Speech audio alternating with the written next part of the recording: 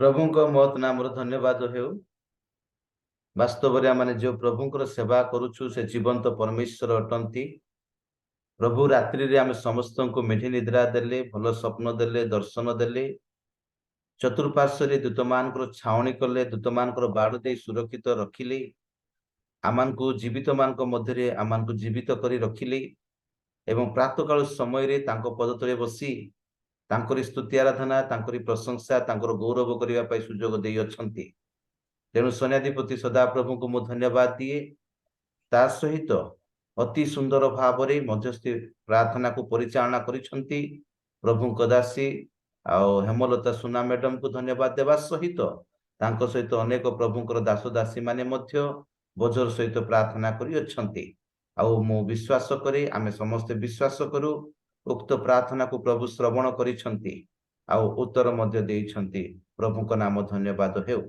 तेबे आसंतु real ministry of India अनुष्ठान तरफरु आउ परिचालित होतिबा स्वर्गीय मान्ना कार्यक्रम चतुर्थ दिन रे उपस्थित थिबा प्रभुंकर समस्त मनोनीत दास दासी मानकु, ख्रीष्टंकर रक्त रखित समस्त ख्रीष्ट विश्वासी विश्वासिनी मानकु, उपस्थित प्रत्येक को प्रभु जीशु ख्रीष्टंक नाम रे मु स्वागत करे। स्वागत करने सहित समस्त को मु भक्तिपूर्ण नमस्कार ज्ञापन करुअछि। आसंतु उपासना को आम आरंभ करिबा। आरंभ करने पूर्व संक्षिप्त रे आरंभ निमंते प्रार्थना करबा। और इस समय रे मु अनुरोध करुअछि आमान को मध्य रे और रेवरेंड प्रमोद परीक्षा आज्ञा अछंती भ्रमरपुर गजपति रु। प्रभु जीशु को नाम रे प्रभु को दास को मु स्वागत करे और प्रभु को दास सम्मुख को आसीबे। आउ आज सकाळ उपासना स्वर्गीय मानार कार्यक्रम सफलता निमंते प्रार्थना करिबे। उपस्थित समस्त नमस्कार। आसंतु प्रार्थना करिबा। धन्यवाद दउछि प्रभु तुम प्रेम सकाशे आज प्रभात रे आमान को उठिया पाए सुंदर सुजोग देल। तुम निकट करते पाए, तुम गुणानुवाद करिया पाए, तुम गौरव करिया पाए, तुम प्रशंसा करिया पाए एवं प्रभु तुम निकट रे प्रभु समस्त विषय जहार जहा आवश्यकता अच्छी ताहा जणेबा पाए प्रभु सुंदर सुजोग देइथिबारु तुम से पवित्र महत नाम को धन्यवाद। तुम्हें प्रार्थना श्रवणकारी हेतुबारु प्रभु आमे समस्त विषय प्रभु तुम ठारे प्रभु आमे उपस्थापन करूछु। तुम्हें प्रार्थना सुनि अछि बोली धन्यवाद देउछि प्रभु। एतेले प्रभु रियल मिनिस्ट्री माध्यम रे प्रभु जो प्रोग्राम करा जाउछि तुम जानुछ स्वर्गीय मान आज चतुर्थ दिन रे पदार्पण करि अछि। जो मान को प्रभु परिचालन दायित्व एवं जहाँ को प्रभु वर्शिप निमंते एवं तुम दासों को प्रभु वाक्य कहवा निमंते प्रभु तुम मनोनीत कर समस्त प्रति सहाय। तुम उपस्थित समस्त कार्य साधित। तुम उपस्थित प्रभु आम माने से आशीर्वाद पात्र हो पार, से अनुग्रह पात्र हो पार। प्रत्येक अनुभव करने तुम उपस्थिति तुम्हें आरंभ कर, तुम्हें शेष कर। परिचालक महाशय तुम हस्त थोची प्रभु तुम्हें तुम से आत्मा शक्ति द्वारा परिचालित हो। गौरव समरम स्तुति वंदना तुम्हें कह जीवंत जीशु पर तुम अत्यंत मागुछि। आमेन। धन्यवाद सर, आपण बोझर सहित प्रार्थना करिसंती। आउ जेतबे हम प्रार्थना करूछु प्रभु आमान को प्रार्थना को श्रवण करंती। प्रार्थना सहित आमने परमेश्वर को सहित कथा वार्ता करू। आमान को व्यक्तिगत जीवन रे, पारिवारिक जीवन रे, मांडलिक जीवन रे, वास करथिबा देश रे, वास करथिबा पृथ्वी मध्य रे जहाँ समस्त विषय घटुछि ताहा हमें प्रभु को जणै अछु, प्रभु को सहित कथा वार्ता करि अछु। एबे वर्तमान प्रभु आमान को जीवन रे व्यक्तिगत भाव रे, पारिवारिक भाव रे, मांडलिक भाव रे जहाँ समस्त भाव रे जहाँ समस्त आशीर्वाद करि अछंती उक्त आशीर्वाद को आम माने स्मरण करी तांको आम धन्यवाद देबा, तांको स्तुति करिबा, तांकर प्रशंसा करिबा, तांको नामर गौरव करिबा। तेबे एई समय रे आमान को मध्य रे प्रभुंक दास अछंती जे कि बड़पदा ग्राम माटीरु बाहरी मनोनीत होई सुदूर तामिलनाडुर उटी स्थान रे रही प्रभुंक सेवा कार्य रे रत रुहंती। आउ जे कि आमान को पाई गोटे एग्जांपल अटंती प्रभु तांको आउ ऑलराउंडर भाव रे व्यवहार करू अछंती एवं रियल मिनिस्ट्री ऑफ इंडिया रो ଆନୁକୂଲ୍ୟରେ ପରିଚାଳିତ ହେଉଥିବା ସାରନ ଅନଲାଇନ ମ୍ୟୁଜିକ ଟ୍ରେନିଂ ସ୍କୁଲର ଆଉ ଆଉ ମାଷ୍ଟର ଅଟନ୍ତି, ମ୍ୟୁଜିକ ମାଷ୍ଟର ଅଟନ୍ତି। ସେ ପ୍ରଭୁଙ୍କ ଦାସଙ୍କୁ ପାଇ ଆମେ ବହୁତ ଖୁସି। ଆଉ ପ୍ରଭୁ ଯୀଶୁ ଖ୍ରୀଷ୍ଟଙ୍କ ନାମରେ ଆଉ ରେଭରେଣ୍ଡ ସି ରବର୍ଟ ଜ୍ୟାକବ ସାରଙ୍କୁ ମୁଁ ସ୍ୱାଗତ କରି ପ୍ରଭୁଙ୍କ ଦାସ ସମ୍ମୁଖକୁ ଆସିବେ ପ୍ରଭୁଙ୍କର ଗୌରବ ନିମନ୍ତେ ଆଉ ସ୍ତୁତି ଆରାଧନା କରେଇ ନେବେ। ଧନ୍ୟବାଦ। Over to Jacob sir. Praise the Lord. Praise the Lord again. ସମସ୍ତଙ୍କୁ praise the Lord. Praise the Lord. Praise the Lord. ପ୍ରଭୁଙ୍କ ଧନ୍ୟବାଦ ହେଉ। ଆଜିର ଏ ବିଶେଷ ଦିନରେ ଆମମାନଙ୍କର ରିଏଲ ମିନିଷ୍ଟ୍ରି ପାଇଁ ପ୍ରଭୁ ଦେଇଥିବା ବିଶେଷ ଦିନ ଅର୍ଥାତ୍ ସ୍ୱର୍ଗୀୟ ମାନ୍ନାର ଚତୁର୍ଥ ଦିନରେ ପ୍ରଭୁ ଆମ ସମସ୍ତଙ୍କୁ ଏକାଠି କରିଥିବାରୁ ଧନ୍ୟବାଦ ଦେଉ। ଆଉ ଏ ସୁଯୋଗ ପାଇଁ ମଧ୍ୟ ପିଟର କୁମାର କର ଆଜ୍ଞାଙ୍କୁ ଧନ୍ୟବାଦ ଦେଉଅଛି। ଅତି ସୁନ୍ଦର ପ୍ରାର୍ଥନା ଆମେ ସକାଳ ସମୟରେ କରିଗଲୁ।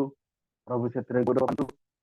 ବର୍ତ୍ତମାନ ଆସନ୍ତୁ ଅଳ୍ପ କିଛି ସମୟ ପ୍ରଭୁଙ୍କ ନିକଟକୁ ନିଜ ସ୍ମରଣ କରିବା, ନିଜ ସମର୍ପିତ କରିବା। କାରଣ ଆଜିକାଲି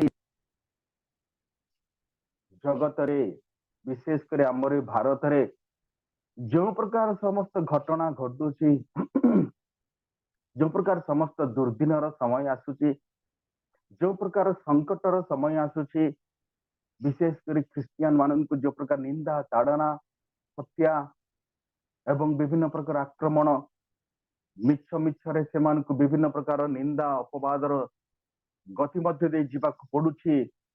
এই ସମୟ ମଧ୍ୟରେ ନିଶ୍ଚୟ ଆମେ ଏକ ଉଦାହରଣ ଜୀବନ କାଟିବା ଦରକାର। ତେବେ ଆସନ୍ତୁ ପ୍ରଭୁଙ୍କ ନାମରେ ଆମେ ବିଶେଷ ପ୍ରାର୍ଥନା ରତ ସହିତ ଆଗକୁ ବଢିବା। ଆଜିର ଏହି ଉପାସନା ପ୍ରଭୁଙ୍କର ଗ୍ରହଣୀୟ ହେଉ। ଆଜିର ଏହି ଉପାସନା ମାନଙ୍କର ସତ୍ୟ ଏବଂ ଆତ୍ମାରେ ଉପାସନା ହେଉ।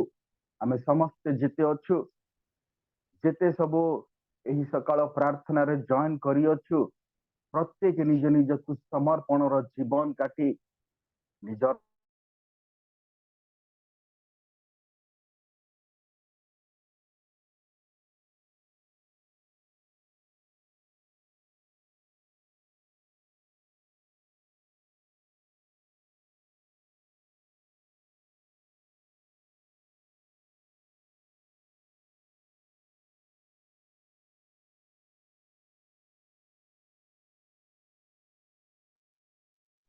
ଜାକବ ସାର୍ ଆପଣଙ୍କର ଆୱାଜ ଆସୁନି।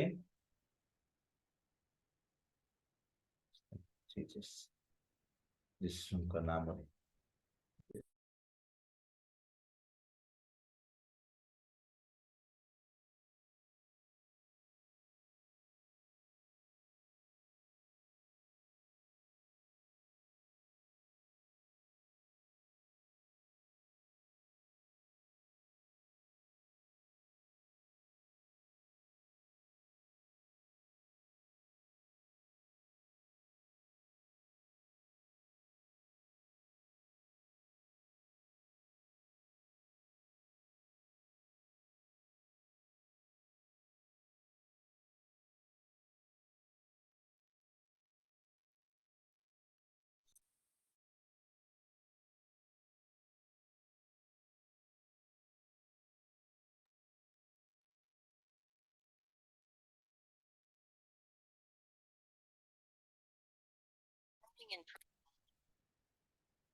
हेलो आज्ञा शुणी पारुछंदी?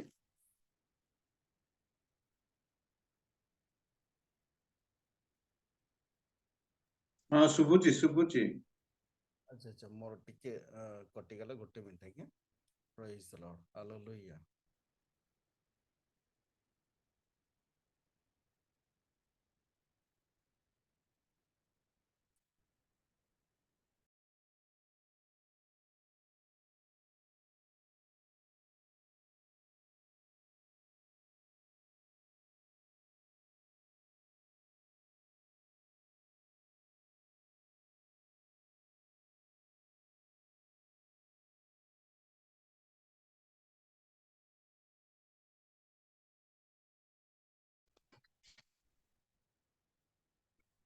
ପ୍ରେଜ୍ ଦ ଲର୍ଡ। ଆଜ୍ଞା ଶୁଭା ଯାଉଛି ବର୍ତ୍ତମାନ?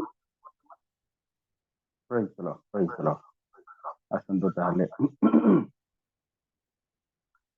ଆମେ ଗୋଟିଏ ଗୀତ ଗାଇବା।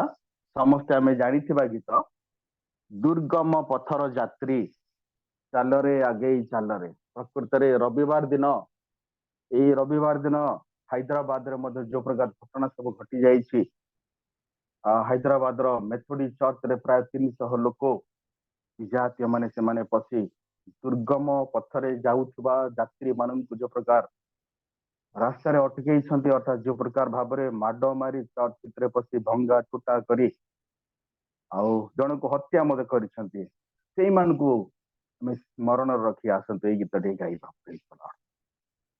ହାଲେଲୁୟା, ପ୍ରେଜ୍ ଦ ଲର୍ଡ।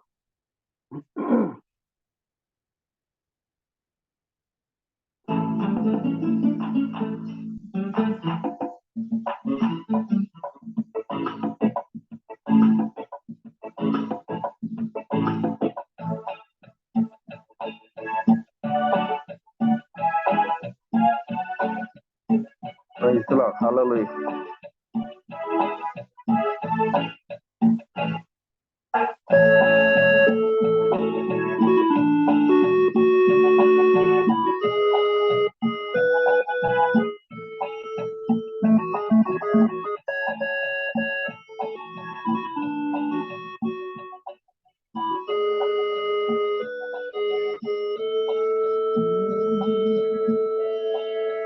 ଦୁର୍ଗମ ପଥର ଯାତ୍ରୀ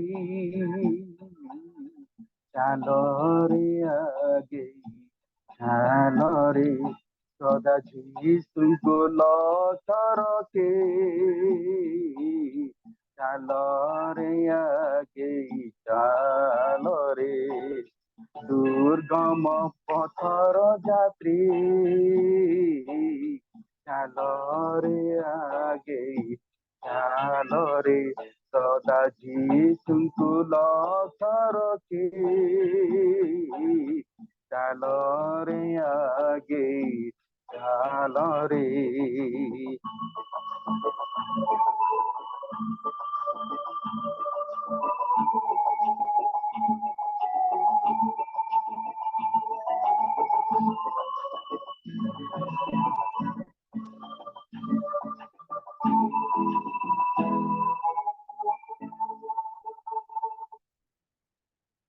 ଆସିବ ଦୁଃଖ ନିନ୍ଦା ତାଡ଼ନା କେତେ ହି ଜୀବନରେ, ଆସିବ ଦୁଃଖ ନିନ୍ଦା ତାଡ଼ନା କେତେ ହି ଜୀବନରେ,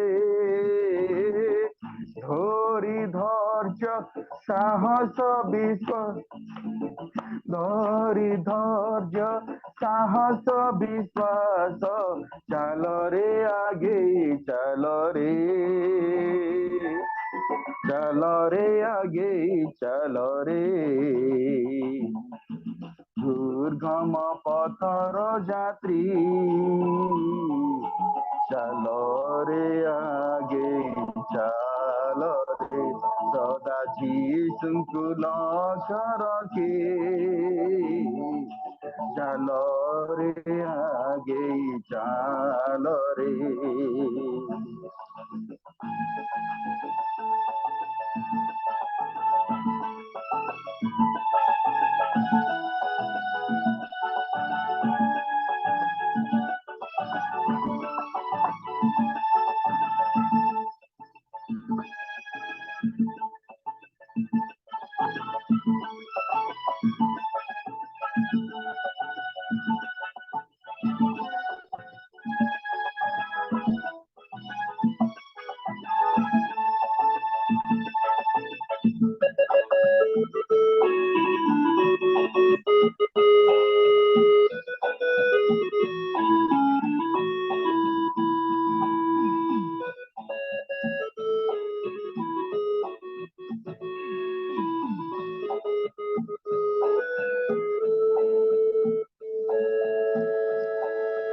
জীবনর ଏହି দুর্গম পথে শিশু এক চির সাথী, ଓ ଜୀବନର ଏହି ଦୁର୍ଗମ ପଥେ ଯିଶୁ ଏକା ଚିର ସାଥୀ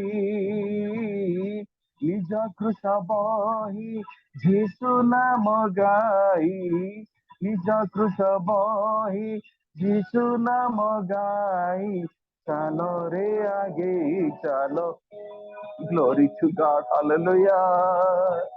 चलो रे आगे चलो रे दुर्गम पथर यात्री चलो रे आगे चलो रे सदा जीसुଙ୍କୁ ଲକ୍ଷ୍ୟ ରଖି ଚାଲ ରେ ଆଗେ ଚାଲ ରେ এই ଯୋଉ ଶେଷ ପଦ୍ଧତି ଅଛି ଆମେ ସମସ୍ତେ ମିଶି ଗାଇବା ମୁଁ ସେ ପଦ୍ଧତି କହିଦେବି ଆପଣ ମାନେ ସମସ୍ତେ ଯୋଡନ୍ତୁ ଯଦି ଆପଣଙ୍କ ପାଖରେ ପୁସ୍ତକ ଅଛି ତାହେଲେ ବହି ଅଛି 15 ପୃଷ୍ଠାର 51 ଗୀତ ନମ୍ବର ଉପରେ ଲେଖାଯାଏ ବିଶ୍ୱାସର ଯୁଦ୍ଧେ କରି ପ୍ରାଣପଣ ଧର ଅନନ୍ତ ଜୀବନ ତହିଁ ପାହି ପରା ହୋଇଛୁ ଆହୁତ ତୁମରି ସେ କଥା ଚାଲରେ ଆଜ୍ଞା ଏଇ ଗୀତଟି ଯେତେବେଳେ ମୁଁ ନିଜକୁ ନିଜେ ପ୍ରସ୍ତୁତ ହେଉଥିଲି ଆଜିର ଏଇ ବିଶେଷ ଦିନ ପାଇଁ ମୁଁ ନିଜକୁ ନିଜେ ପ୍ରଭୁଙ୍କୁ ଧନ୍ୟବାଦ ଦଉଥିଲି ପ୍ରାର୍ଥନା କରୁଥିଲି ପ୍ରଭୁ କଣ ମୁଁ ଏଇ ଗୀତଟି ତୁମରି ଆତ୍ମାଙ୍କ ସହିତ ଗାଇପାରିବି କି ବାପା ଆସନ୍ତୁ ଆମେ ସମସ୍ତେ ମିଳିମିଶି ଗାଇବା ସମସ୍ତେ ମିଳିମିଶି ଗାଇବା ପ୍ରାଇଜ୍ ର ବିଶ୍ୱାସର ଯୁଦ୍ଧେ କରି ପ୍ରାଣପଣ ଧର ଅନନ୍ତ ଜୀବନ ବିଶ୍ୱାସର ଯୁଦ୍ଧେ କରି ପ୍ରାଣପଣ ଧର ଅନନ୍ତ ଜୀବନ ତହିଁ ପାଇଁ ପରା ହୋଇଛୁ ଆହୁତ ତହିଁ ପାଇଁ ପରା ହୋଇଛୁ ଆହୁତ ତୁମରି ସେ କଥା ଚାଲ ରେ ଆଗେଇ ଚାଲ ରେ ଦୁର୍ଗମ ପଥର ଯାତ୍ରୀ ଚାଲ ରେ ଆଗେ ଚାଲ ରେ ସଦା ଯୀଶୁଙ୍କୁ ଲକ୍ଷ୍ୟ ରଖି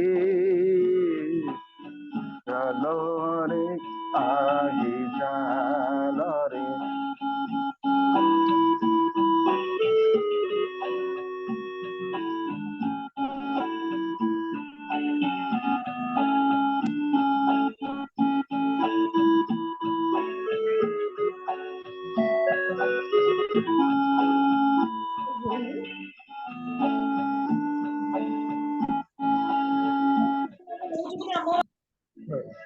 Hallelujah, hallelujah. କେତେ ସମୟ ଲାଗୁଛି ଆମମାନଙ୍କର ଏ ଯାତ୍ରା ଏ ଜୀବନର ଯାତ୍ରା ଆମେ କେତେ ଦିନରେ ଯାତ୍ରା ଶେଷ କରିବା ଆମେ ଜାଣିନାହୁଁ ହୁଏତ ଆମମାନଙ୍କର ଏ ଯାତ୍ରାଟି 40 ଦିନର ଯାତ୍ରା 40 ବର୍ଷ ହେଇ ନ ଯାଉ କାରଣ ଏହି ଯୋଉ ଯାତ୍ରାଟା ଯଦି ଆମମାନଙ୍କର ପାପମୟ ଜୀବନ ହେଇଯାଉଛି ତାହେଲେ 40 ଦିନର ଯାତ୍ରା କହିହବନି ଆମେ ହୁଏତ 40 ବର୍ଷ ମଧ୍ୟ ଲାଗି ଯାଇପାରେ ତେବେ ଆସନ୍ତୁ ବର୍ତ୍ତମାନ ଚାଲିଛି କଣ ନା ପ୍ରକୃତରେ କହିବା ଗଲେ କିଛି ମାନେ ରୋମାନ କାଥଲିକ ସେମାନେ ବିଶେଷ ଲୋକମାନେ ପାଳନ କରନ୍ତି ବର୍ତ୍ତମାନ ଆଶ ସଣ୍ଡେ ଅର୍ଥାତ ଭସ୍ମ ବୁଧବାର ପ୍ରଭୁ ଯୀଶୁ ଖ୍ରୀଷ୍ଟଙ୍କର ମାନେ ମୃତ୍ୟୁ ସମୟ ବର୍ତ୍ତମାନ ଚାଲିଛି ସେଇଥିପାଇଁ ସ୍ମରଣ କରି ଆମେ ନିଜକୁ ଆହୁରି ପ୍ରସ୍ତୁତ କରିବା ହାଲେଲୁୟା ପ୍ରେଜ୍ ଦ ଲର୍ଡ ପ୍ରାତଃ ସମୟରେ ପ୍ରଭୁ ଆମମାନଙ୍କୁ ସୁଯୋଗ ଦେଇ ଅଛନ୍ତି ତାଙ୍କରି ଗୌରବ କରିବା ପାଇଁ ତାଙ୍କରି ପ୍ରଶଂସା କରିବା ପାଇଁ ତେଣୁ ପ୍ରଭୁଙ୍କୁ ଧନ୍ୟବାଦ ଦେଇ ଆମେ ଏହି ଗୀତଟି ଗାଇବା ଗୀତଟି ହେଉଛି ମରଣ ବିଜୟୀ ମୃତ୍ୟୁ ନାହୁଡ ଭାଙ୍ଗି ସେ ହେଲେ ମୃତ୍ୟୁଞ୍ଜୟୀ ହାଲେଲୁୟା ପ୍ରେଜ୍ the Lord glory to God thank you Jesus hallelujah praise the Lord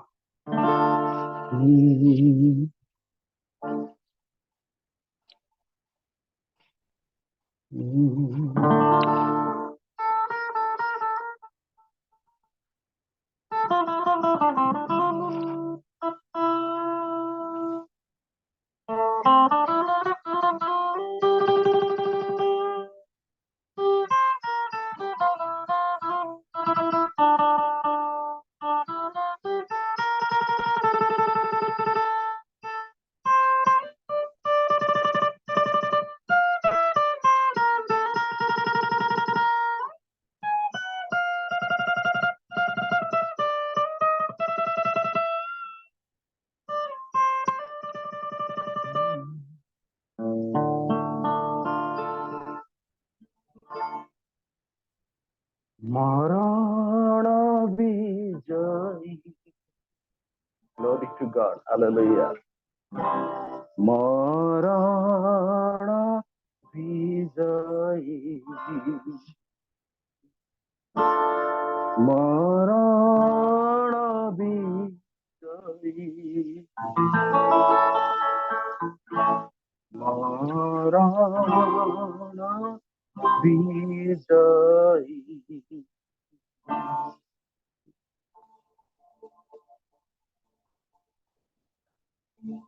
Praise God. Hallelujah.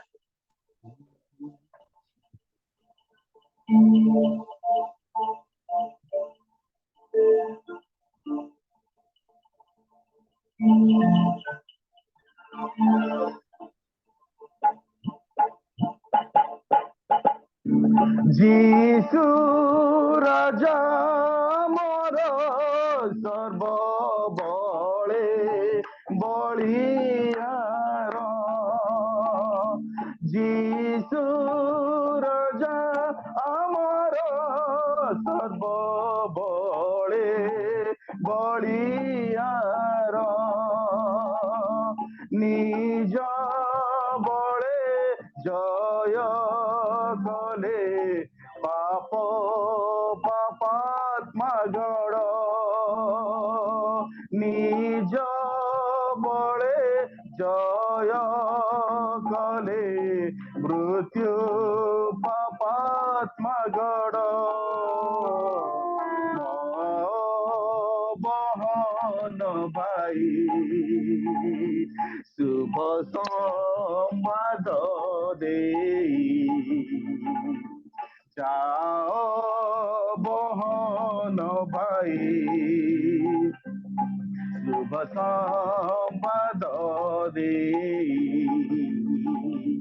মৃত্যু নাহুড় ভাঙ্গিছে হেলে মৃত্যুঞ্জয়ী,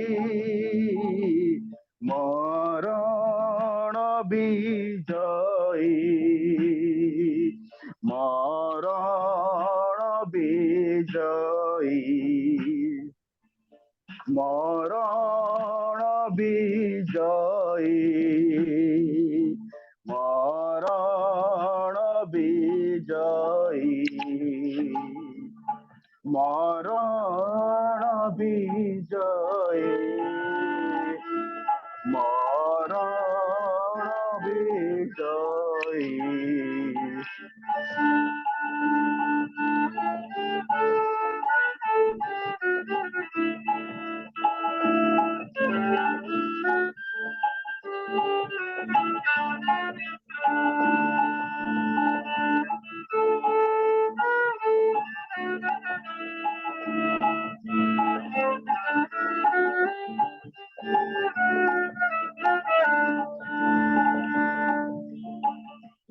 উড়ে জয় পতাকা বাজি উঠে মধু গীতিকা,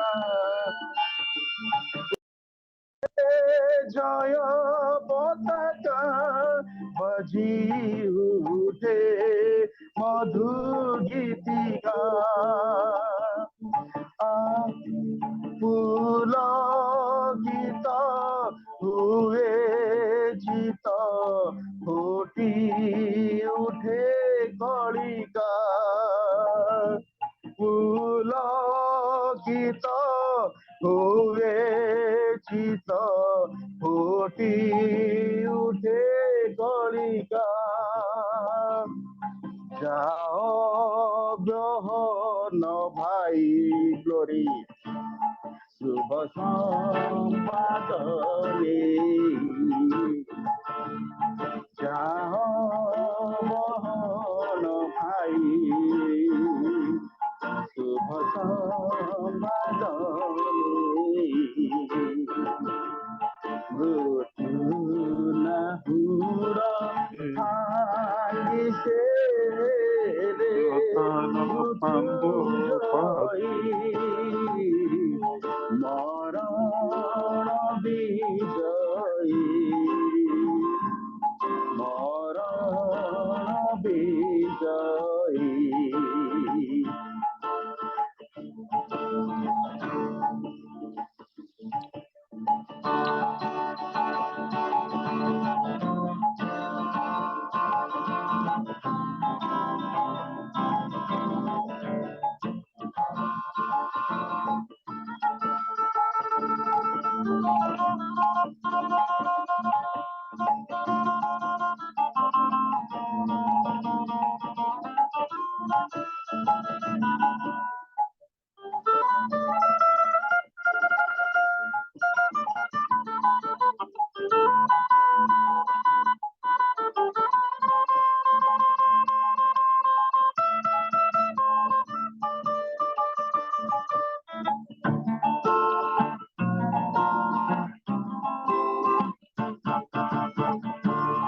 ଯେବେ ଦୁଃଖ ନାଳ କୁଟିରେ ହୃଦ ମୋହର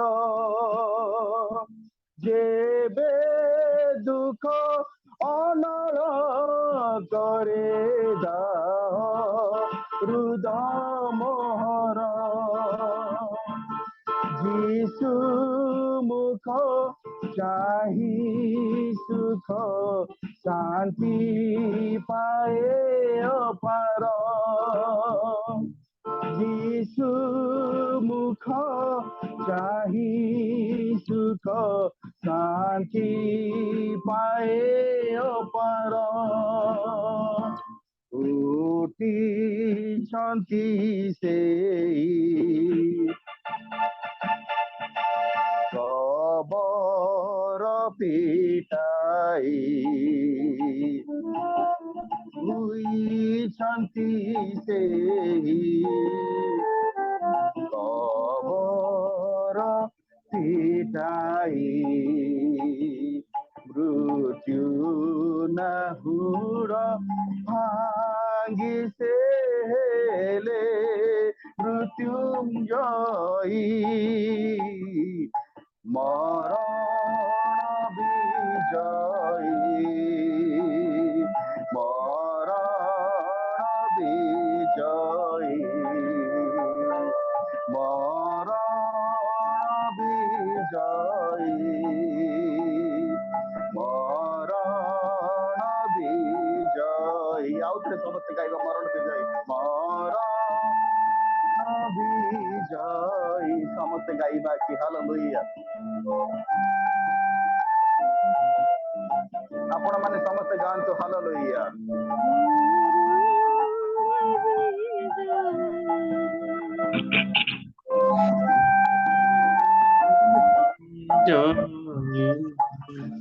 মরণ বিজয়ী গান তো হালেলুয়া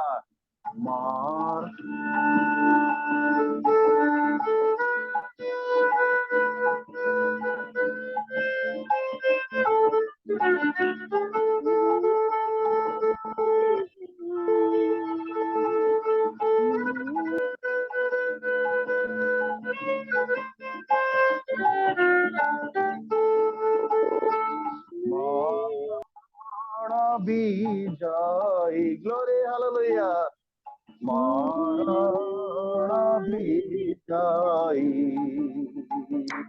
মরণ বিজয় মরণ বিজয়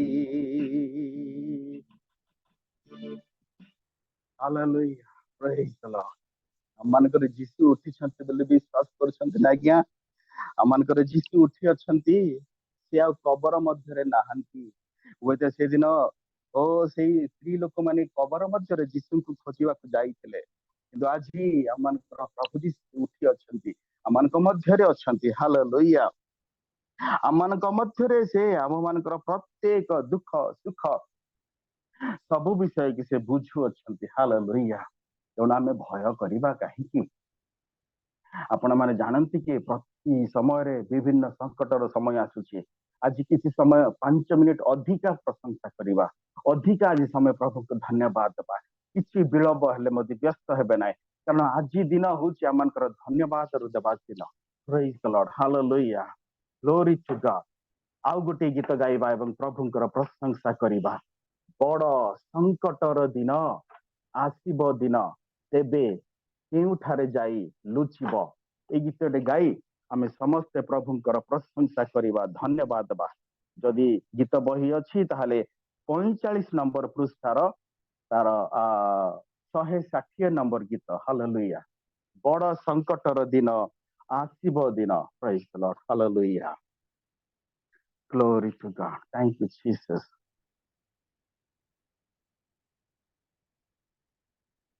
Praise the Lord.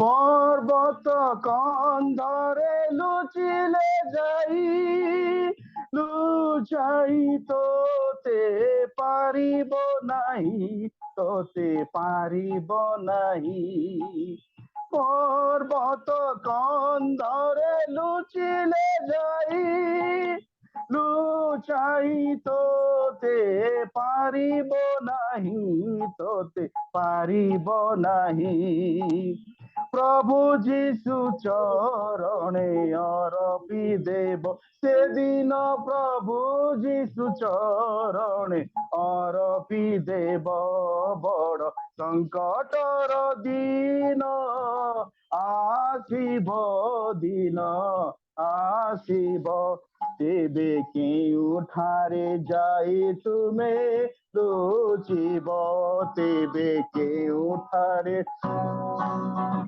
লুচিব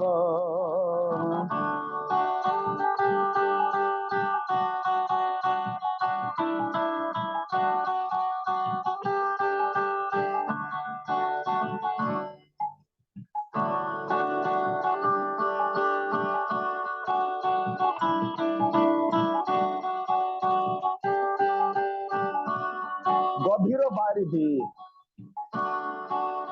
গভীর বারিধি ভিতরে বুড়ি ও পার জল রাশি পিলে হে মাড়ি পিলে হে মাড়ি গভীর বারিধি ভিতরে বুড়ি ও পার জল রাশি পিলে হে মাড়ি রাশি পিলে হে মাড়ি হর হর বারিধি দেখাই দেব সেদিন হর হর বারিধি দেখাই দেব বড় সংকটর দিন আসিব দিন আসিব তেবে কেউঠারে যাই তুমে লুচিব তেবে কেউঠারে যাই তুমে লুচিব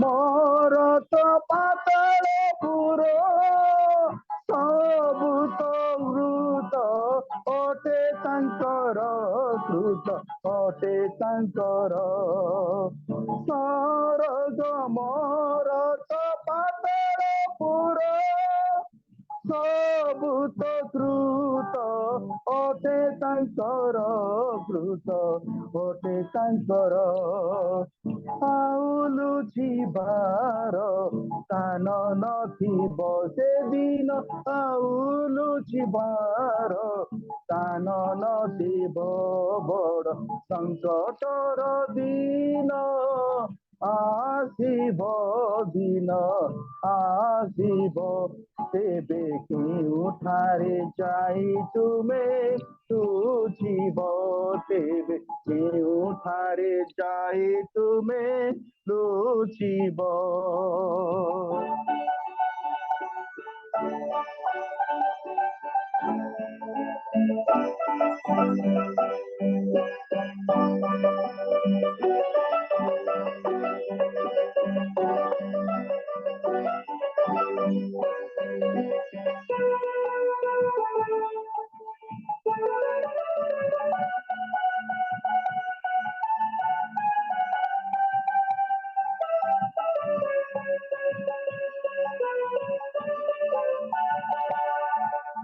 বিচার সিংহাসনর কতি উভা হইবে যাই সর্বজাতি যাই সর্বজাতি বিচার সিংহাসনর কতি উভা হইবে যাই সর্বজাতি সর্বজাতি কহ কিস বলি উত্তর দেব সেদিন কহ কিস বলি উত্তরে দেব বড় সংকটর দিন আসিব দিন আসিব তেবে কেউঠারে যায় তুমে লুচিব তেবে কেউঠারে যাই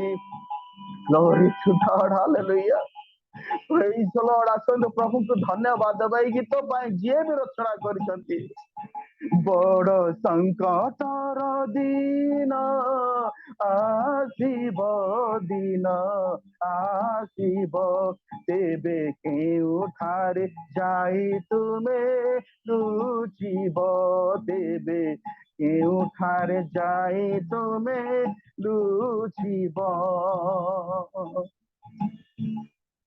ପ୍ରଭୁଙ୍କୁ ଧନ୍ୟବାଦ ଦେବା ପ୍ରକୃତରେ ପ୍ରଭୁ ଆମମାନଙ୍କର ଆଶୀର୍ବାଦ କରି ସୁନ୍ଦର ଅବସର ଦେଇଥିବାରୁ ପ୍ରଭୁଙ୍କୁ ଧନ୍ୟବାଦ ଦେଇ ଆଜିର ଏହି ଆରାଧନା ଏହି ପ୍ରକାର ପରିସ୍ଥିତିରେ ପ୍ରଭୁଙ୍କର ସାନିଧ୍ୟ ମଧ୍ୟରେ କଣ୍ଟିନ୍ୟୁ କରିବା ପ୍ରଭୁ ଆପଣମାନଙ୍କୁ ସମସ୍ତଙ୍କୁ ଆଶୀର୍ବାଦ କରନ୍ତୁ ଆମେ ପ୍ରେଜ୍ ପ୍ରେଜ୍ ଦ ଲର୍ଡ ହାଲେଲୁୟା ପ୍ରଭୁଙ୍କୁ ମୁଁ ବହୁତ ଧନ୍ୟବାଦ ଦିଏ ତା ସହିତ ପ୍ରଭୁଙ୍କ ଦାସଙ୍କୁ ଅର୍ଥାତ୍ ଆଉ music director Reverend C Robert Jacob ସାରଙ୍କୁ ବି ଧନ୍ୟବାଦ ଦିଏ ଅତି ସୁନ୍ଦର ଭାବରେ ଆଉ ସ୍ତୁତି ଆରାଧନା କରିଅଛନ୍ତି ଆଉ ଆମେ ଯେତେବେଳେ ଦେଖୁଥିଲୁ ଯେ ପ୍ରଭୁଙ୍କ ଦାସ ବର୍ଷିପ କରିବା ସମୟରେ ପାଖାପାଖି 5 ପ୍ରକାର ଇନଷ୍ଟ୍ରୁମେଣ୍ଟକୁ ବ୍ୟବହାର କରୁଥିଲେ ସେ ଜଣେ ଅଲରାଉଣ୍ଡର ଅଟନ୍ତି ପ୍ରଭୁ ତାଙ୍କୁ ଅଲରାଉଣ୍ଡର ଭାବରେ ପ୍ରଭୁ ତାଙ୍କର ସେବା କାର୍ଯ୍ୟରେ ବ୍ୟବହାର କରୁଛନ୍ତି ପ୍ରଭୁ ତାଙ୍କ ଦାସଙ୍କୁ ବଳ ଭାବରେ ଆଶୀର୍ବାଦ କରନ୍ତୁ ଆସନ୍ତୁ ପ୍ରଭୁଙ୍କର ସେ ମୁଖ ନିର୍ଗତ ଜୀବନ୍ତ ବାକ୍ୟକୁ ଆମେ ଶ୍ରବଣ କରିବା ଆମମାନଙ୍କ ମଧ୍ୟରେ ପ୍ରଭୁଙ୍କ ଦାସ ଅଛନ୍ତି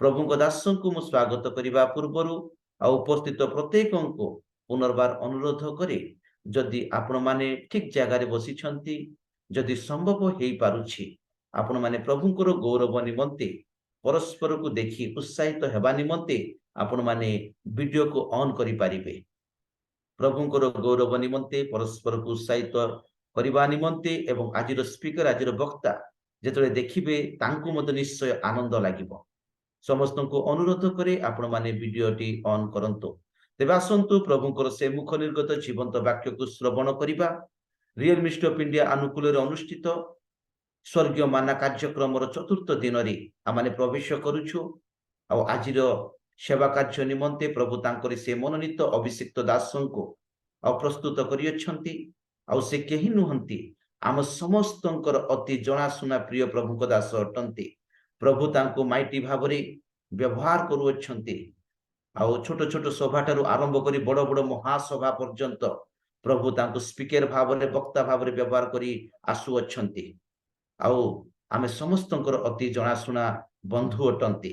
ଆଉ ପ୍ରଭୁ ଯୀଶୁ ଖ୍ରୀଷ୍ଟଙ୍କ ନାମରେ ପ୍ରଭୁଙ୍କ ଦାସ ଅର୍ଥାତ୍ ରେଭରେଣ୍ଡ ଡକ୍ଟର ରାଜପତି ପାଣି ସାରଙ୍କୁ ମୁଁ ସ୍ୱାଗତ କରି ଏବଂ ଅଭ୍ୟର୍ଥନା କରି ପ୍ରଭୁଙ୍କ ଦାସ ସମ୍ମୁଖକୁ ଆସିବେ। ପ୍ରଭୁଙ୍କର ସେ ମୁଖ ନିର୍ଗତ ଜୀବନ୍ତ ବାକ୍ୟକୁ ଆମେ ସମସ୍ତଙ୍କ ସମ୍ମୁଖରେ ପ୍ରକାଶ କରିବେ। ଯେତେବେଳେ ପ୍ରଭୁଙ୍କ ଦାସ ଆସୁଅଛନ୍ତି, ପ୍ରଭୁଙ୍କର ଗୌରବ ନିମନ୍ତେ, ପ୍ରଭୁଙ୍କ ଦାସଙ୍କର ଉତ୍ସାହିତ ନିମନ୍ତେ ଏକ ଉଚ୍ଚ କରତାଳ ଆମେ ଦେବା।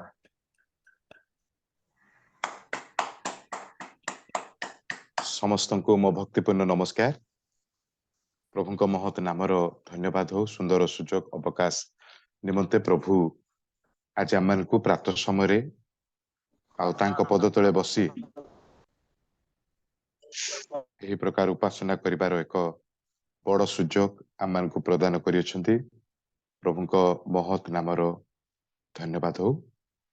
ଆଉ ମୁଁ ଜୁମ୍ର କର୍ତ୍ତୃପକ୍ଷ କତିରେ ଏ ସୁଯୋଗ ପାଇଁ ଧନ୍ୟବାଦ ଅଟେ ଏବଂ ଆପଣମାନେ ଯେତେକ ସମବେତ ଜୁମ୍ ହୋଇଛନ୍ତି ଏହି ଜୁମ୍ରେ ଆପଣମାନଙ୍କ ପ୍ରତ୍ୟେକଙ୍କ ନିକଟରେ ମୋ ହୃଦୟର ଗଭୀର କୋଣରୁ ସଭକ୍ତି ଅଭିନନ୍ଦନ ଜ୍ଞାପନ କରେ। ଆମେ ଅଳ୍ପ ସମୟର ଧ୍ୟାନ ଚିନ୍ତା ନିମନ୍ତେ ଆୟୁବ ପୁସ୍ତକ 1 ପର୍ବ ଆମେ ଖୋଲିବା। କିଛି ଦିନ ତଳେ ଗୋଟିଏ ପାରିବାରିକ ପ୍ରାର୍ଥନାରେ ମୁଁ ସମ୍ୟକ ଭାବେ ଏହି ବାକ୍ୟକୁ ଉପସ୍ଥାପନ କରିଥିଲି। ମୁଁ ଆଶା କରେ ଏହା ନିଶ୍ଚିତ ଭାବେ ଆମ ସମସ୍ତଙ୍କ ପାଇଁ ଏକ ଆଶୀର୍ବାଦର ବିଷୟ ହୋଇପାରିବ। ଆୟୁବ 1 ପର୍ବ ତାର 1 ପଦ, 5 ପଦ ଏବଂ 20-21 ପଦ ଆମେ ପାଠ କରିବା। କେହି ଜଣେ ମୋର ସାହାଯ୍ୟ ନିମନ୍ତେ ପାଠ କରିବେ। କୁଶ ଦେଶରେ ଆୟୁବ ନାମକ ଏକ ବ୍ୟକ୍ତି ଥିଲା। ଆଉ ସେହି ମନୁଷ୍ୟ ସିଦ୍ଧ ଓ ସରଳ ଓ ପରମେଶ୍ୱର ଭୟକାରୀ ଓ କୁକ୍ରିୟା ତ୍ୟାଗୀ ଥିଲା। 5 ପଦ। ପୁଣି ପାଳିକ୍ରମେ ସେମାନଙ୍କ ଭୋଜର ଦିନ ଗତ ହୁଅନ୍ତେ ଆୟୁବ ସେମାନଙ୍କୁ ଡକାଇ ପବିତ୍ର କଲା ଓ ଅତି ପ୍ରଭାତରେ ଉଠି ସେ ସମସ୍ତଙ୍କ ସଂଖ୍ୟାନୁସାରେ ହୋମବଳି ଉତ୍ସର୍ଗ କଲା। କାରଣ ଆୟୁବ କହିଲା, ହୋଇପାରେ ଆମ୍ଭର ପୁତ୍ରମାନେ ପାପ କରିଥିବେ ଓ ମନେ ମନେ ପରମେଶ୍ୱରଙ୍କୁ ପରିତ୍ୟାଗ କରିଥିବେ। ଏହି ରୂପେ ଆୟୁବ ସର୍ବଦା କଲା। ସେତେବେଳେ ଆୟୁବ ଉଠି ଆପଣା ବସ୍ତ୍ର ଚିରିଲା ଓ ଆପଣା ମସ୍ତକ ମୁଣ୍ଡନ କଲା ଓ ଭୂମିରେ ପଡ଼ି ପ୍ରଣାମ କଲା। ଆଉ ସେ କହିଲା, ମୁଁ ମାତାର ଗର୍ଭରୁ ଉଲଙ୍ଗ ଆସିଅଛି ଓ ମୁଁ ଉଲଙ୍ଗ ହୋଇ ସେଠାକୁ ଫେରି ଯିବି। ସଦାପ୍ରଭୁ ଦେଲେ ଓ ସଦାପ୍ରଭୁ ନେଇ ଅଛନ୍ତି। ସଦାପ୍ରଭୁଙ୍କ ନାମ ଧନ୍ୟ ହେଉ। ଧନ୍ୟବାଦ। ଆୟୁବ ପୁସ୍ତକ ମୁଁ ପ୍ରାୟ ଅନେକ ସମୟରେ କୁହେ ଏହା ବାଇବେଲର ପୁରାତନ ନିୟମର ପ୍ରଥମ ଲିଖିତ ପୁସ୍ତକ ଅଟେ। ଅବଶ୍ୟ ଏହି ପୁସ୍ତକର ଆଉ ସମୟ ତାରିଖ ଲିଖିତ ହେବା ଆମେ ଦେଖୁନାହୁଁ, କିନ୍ତୁ ଏ ପୁସ୍ତକ ହିଁ ତାର ପ୍ରମାଣ ଯେ ଏହା ଅତି ପ୍ରାଚୀନତମ ପୁସ୍ତକ। ଏହି ପ୍ରକାର ଯେ ଆଦି ପୁସ୍ତକ ଲିଖିତ ହେବା ପୂର୍ବରୁ ପ୍ରାୟ 300-400 ବର୍ଷ ପୂର୍ବରୁ ଏ ପୁସ୍ତକ ଲିଖିତ। କେତେକ ଛୋଟିଆ ଛୋଟିଆ ପ୍ରମାଣ ଆମେ ସାଉଁଟିବାକୁ ପାରିବା। ଗୋଟାଏ ବିଷୟ ହେଉଛି ଯେ ଏହି ପୁସ୍ତକରେ ଆମେ ଅବ୍ରାହମଙ୍କ ନାମ ବା ଇସ୍ରାଏଲ ନାମ, ଇସ୍ରାଏଲ ସନ୍ତାନ ମାନେ ବୋଲିବା ଶବ୍ଦ ସମୂହ ଆମେ ଦେଖିବାକୁ ପାଉନାହୁଁ। ତାହା ପ୍ରକାଶ କରେ ଯେ ଏସବୁ ଆରମ୍ଭ ହେବା ପୂର୍ବରୁ ଏ ପୁସ୍ତକ ଲିଖିତ ହୋଇଛି। ଆମେ 5 ପଦ ଯାହା ପାଠ କଲୁ, ଆୟୁବ ନିଜେ ସେ ବଳି ଉତ୍ସର୍ଗ କରୁଅଛନ୍ତି, ହୋମ ବଳି ଉତ୍ସର୍ଗ କରୁଅଛନ୍ତି। ମାନେ ଯାଜକୀୟ ପ୍ରଥା ଆରମ୍ଭ ହେବା ପୂର୍ବରୁ ଏ ପୁସ୍ତକ ଲିଖିତ। ଏବଂ ଏହି ପୁସ୍ତକରେ ଧନ ସମ୍ପତ୍ତି ଏସବୁ ସଂଖ୍ୟା ଆକାରରେ ଗଣନା କରାଯାଉଛି। ତାହା ପ୍ରକାଶ କରେ जे करेन्सी आरंभ हेबा पूर्वरु ए पुस्तक माने एक पूरापूरी प्राचीनतम पुस्तक आमे अनुध्यान करबा को जाउछे आ आयुब पुस्तक ठीक ताहा ही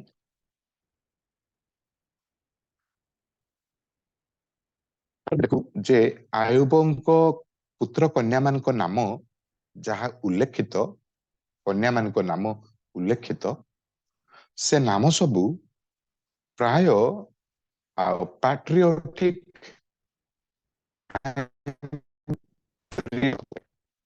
परवर्ती नाम बाइबल रे देखु ए सबुर नाम सहित सामंजस्य किछि नहीं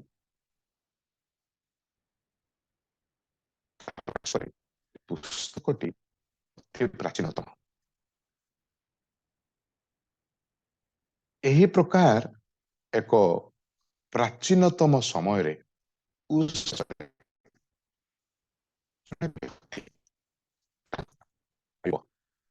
आ से प्रभुଙ୍କ ପାଇଁ संपूर्ण रूपे जणे बच्छा पृथकीकृत व्यक्ति से होई पारिथिले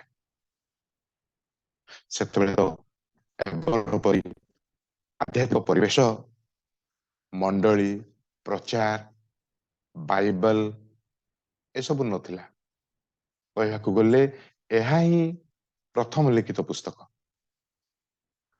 सही प्रकार एक आध्यात्मिक परिवेशर अभाव समय रे जणे व्यक्ति प्रभुଙ୍କ ପାଇଁ आ से संपूर्ण रूपे प्रभुଙ୍କ ପାଇଁ आमे तारी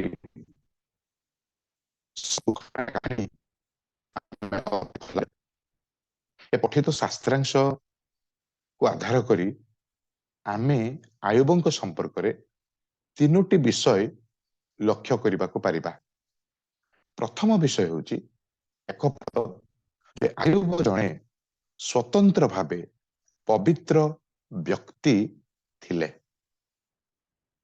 जहाँ में देखुचु उस देशर आयुब नामक एक व्यक्ति थिला परमेश्वर भयकारी कुक्रिया त्यागी थिला केमिति गुण सबु जे से सिद्ध सरल परमेश्वर भयकारी और कुक्रिया त्यागी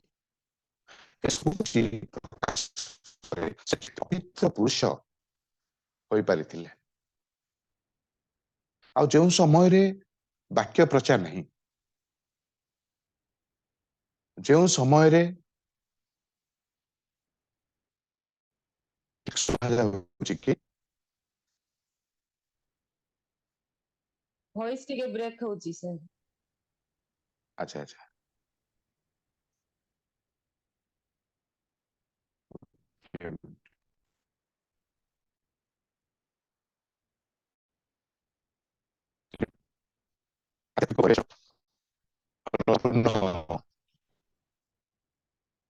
अभाव सेमिति बड़ आध्यात्मिकता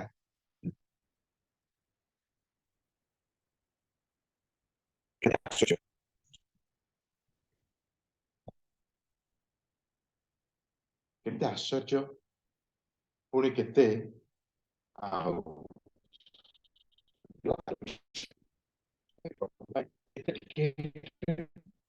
एवं अति सिद्ध सरल परमेश्वर भयकारी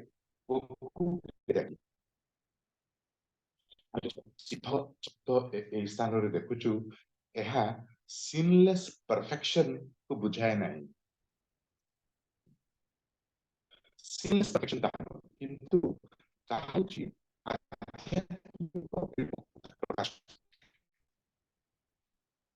केबे मध्य पाप शून्य सिद्धता एही जगत रे रक्त मांस शरीर मध्य रे थाउ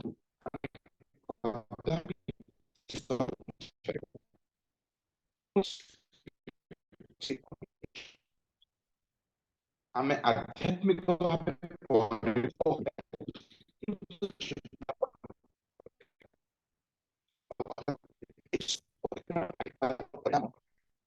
परित्राणर फलाफल होची एहा जे आमे परित्राण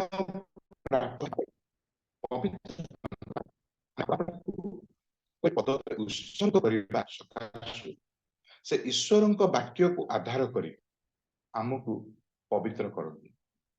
ପବିତ୍ର ହେବା ଆମ ନିଜେ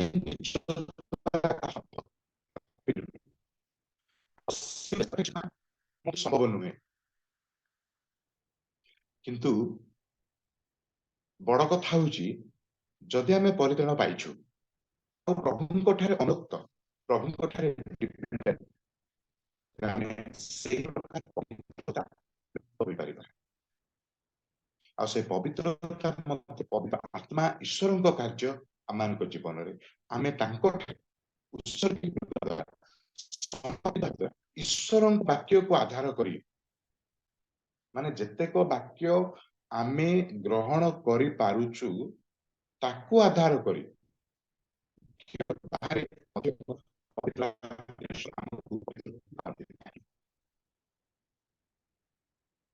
ଆଜି ଆମେ ଦେଖିବା ଯେ ଆମେ ପରିତ୍ରାଣ ଯଦି ପାଇଛୁ, ଆମ ପବିତ୍ରତାର ସୀମା କେଉଁଠି?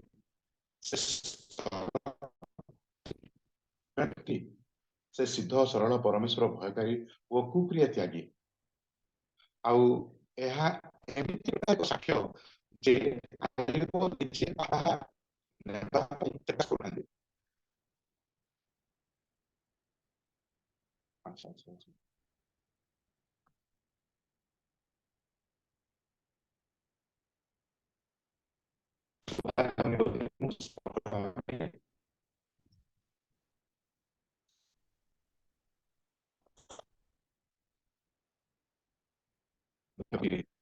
ଠିକ ରହିଥିବ, ମୁଁ କାଜ କରିଥିଲି ତାହା ବାହାର କଲି।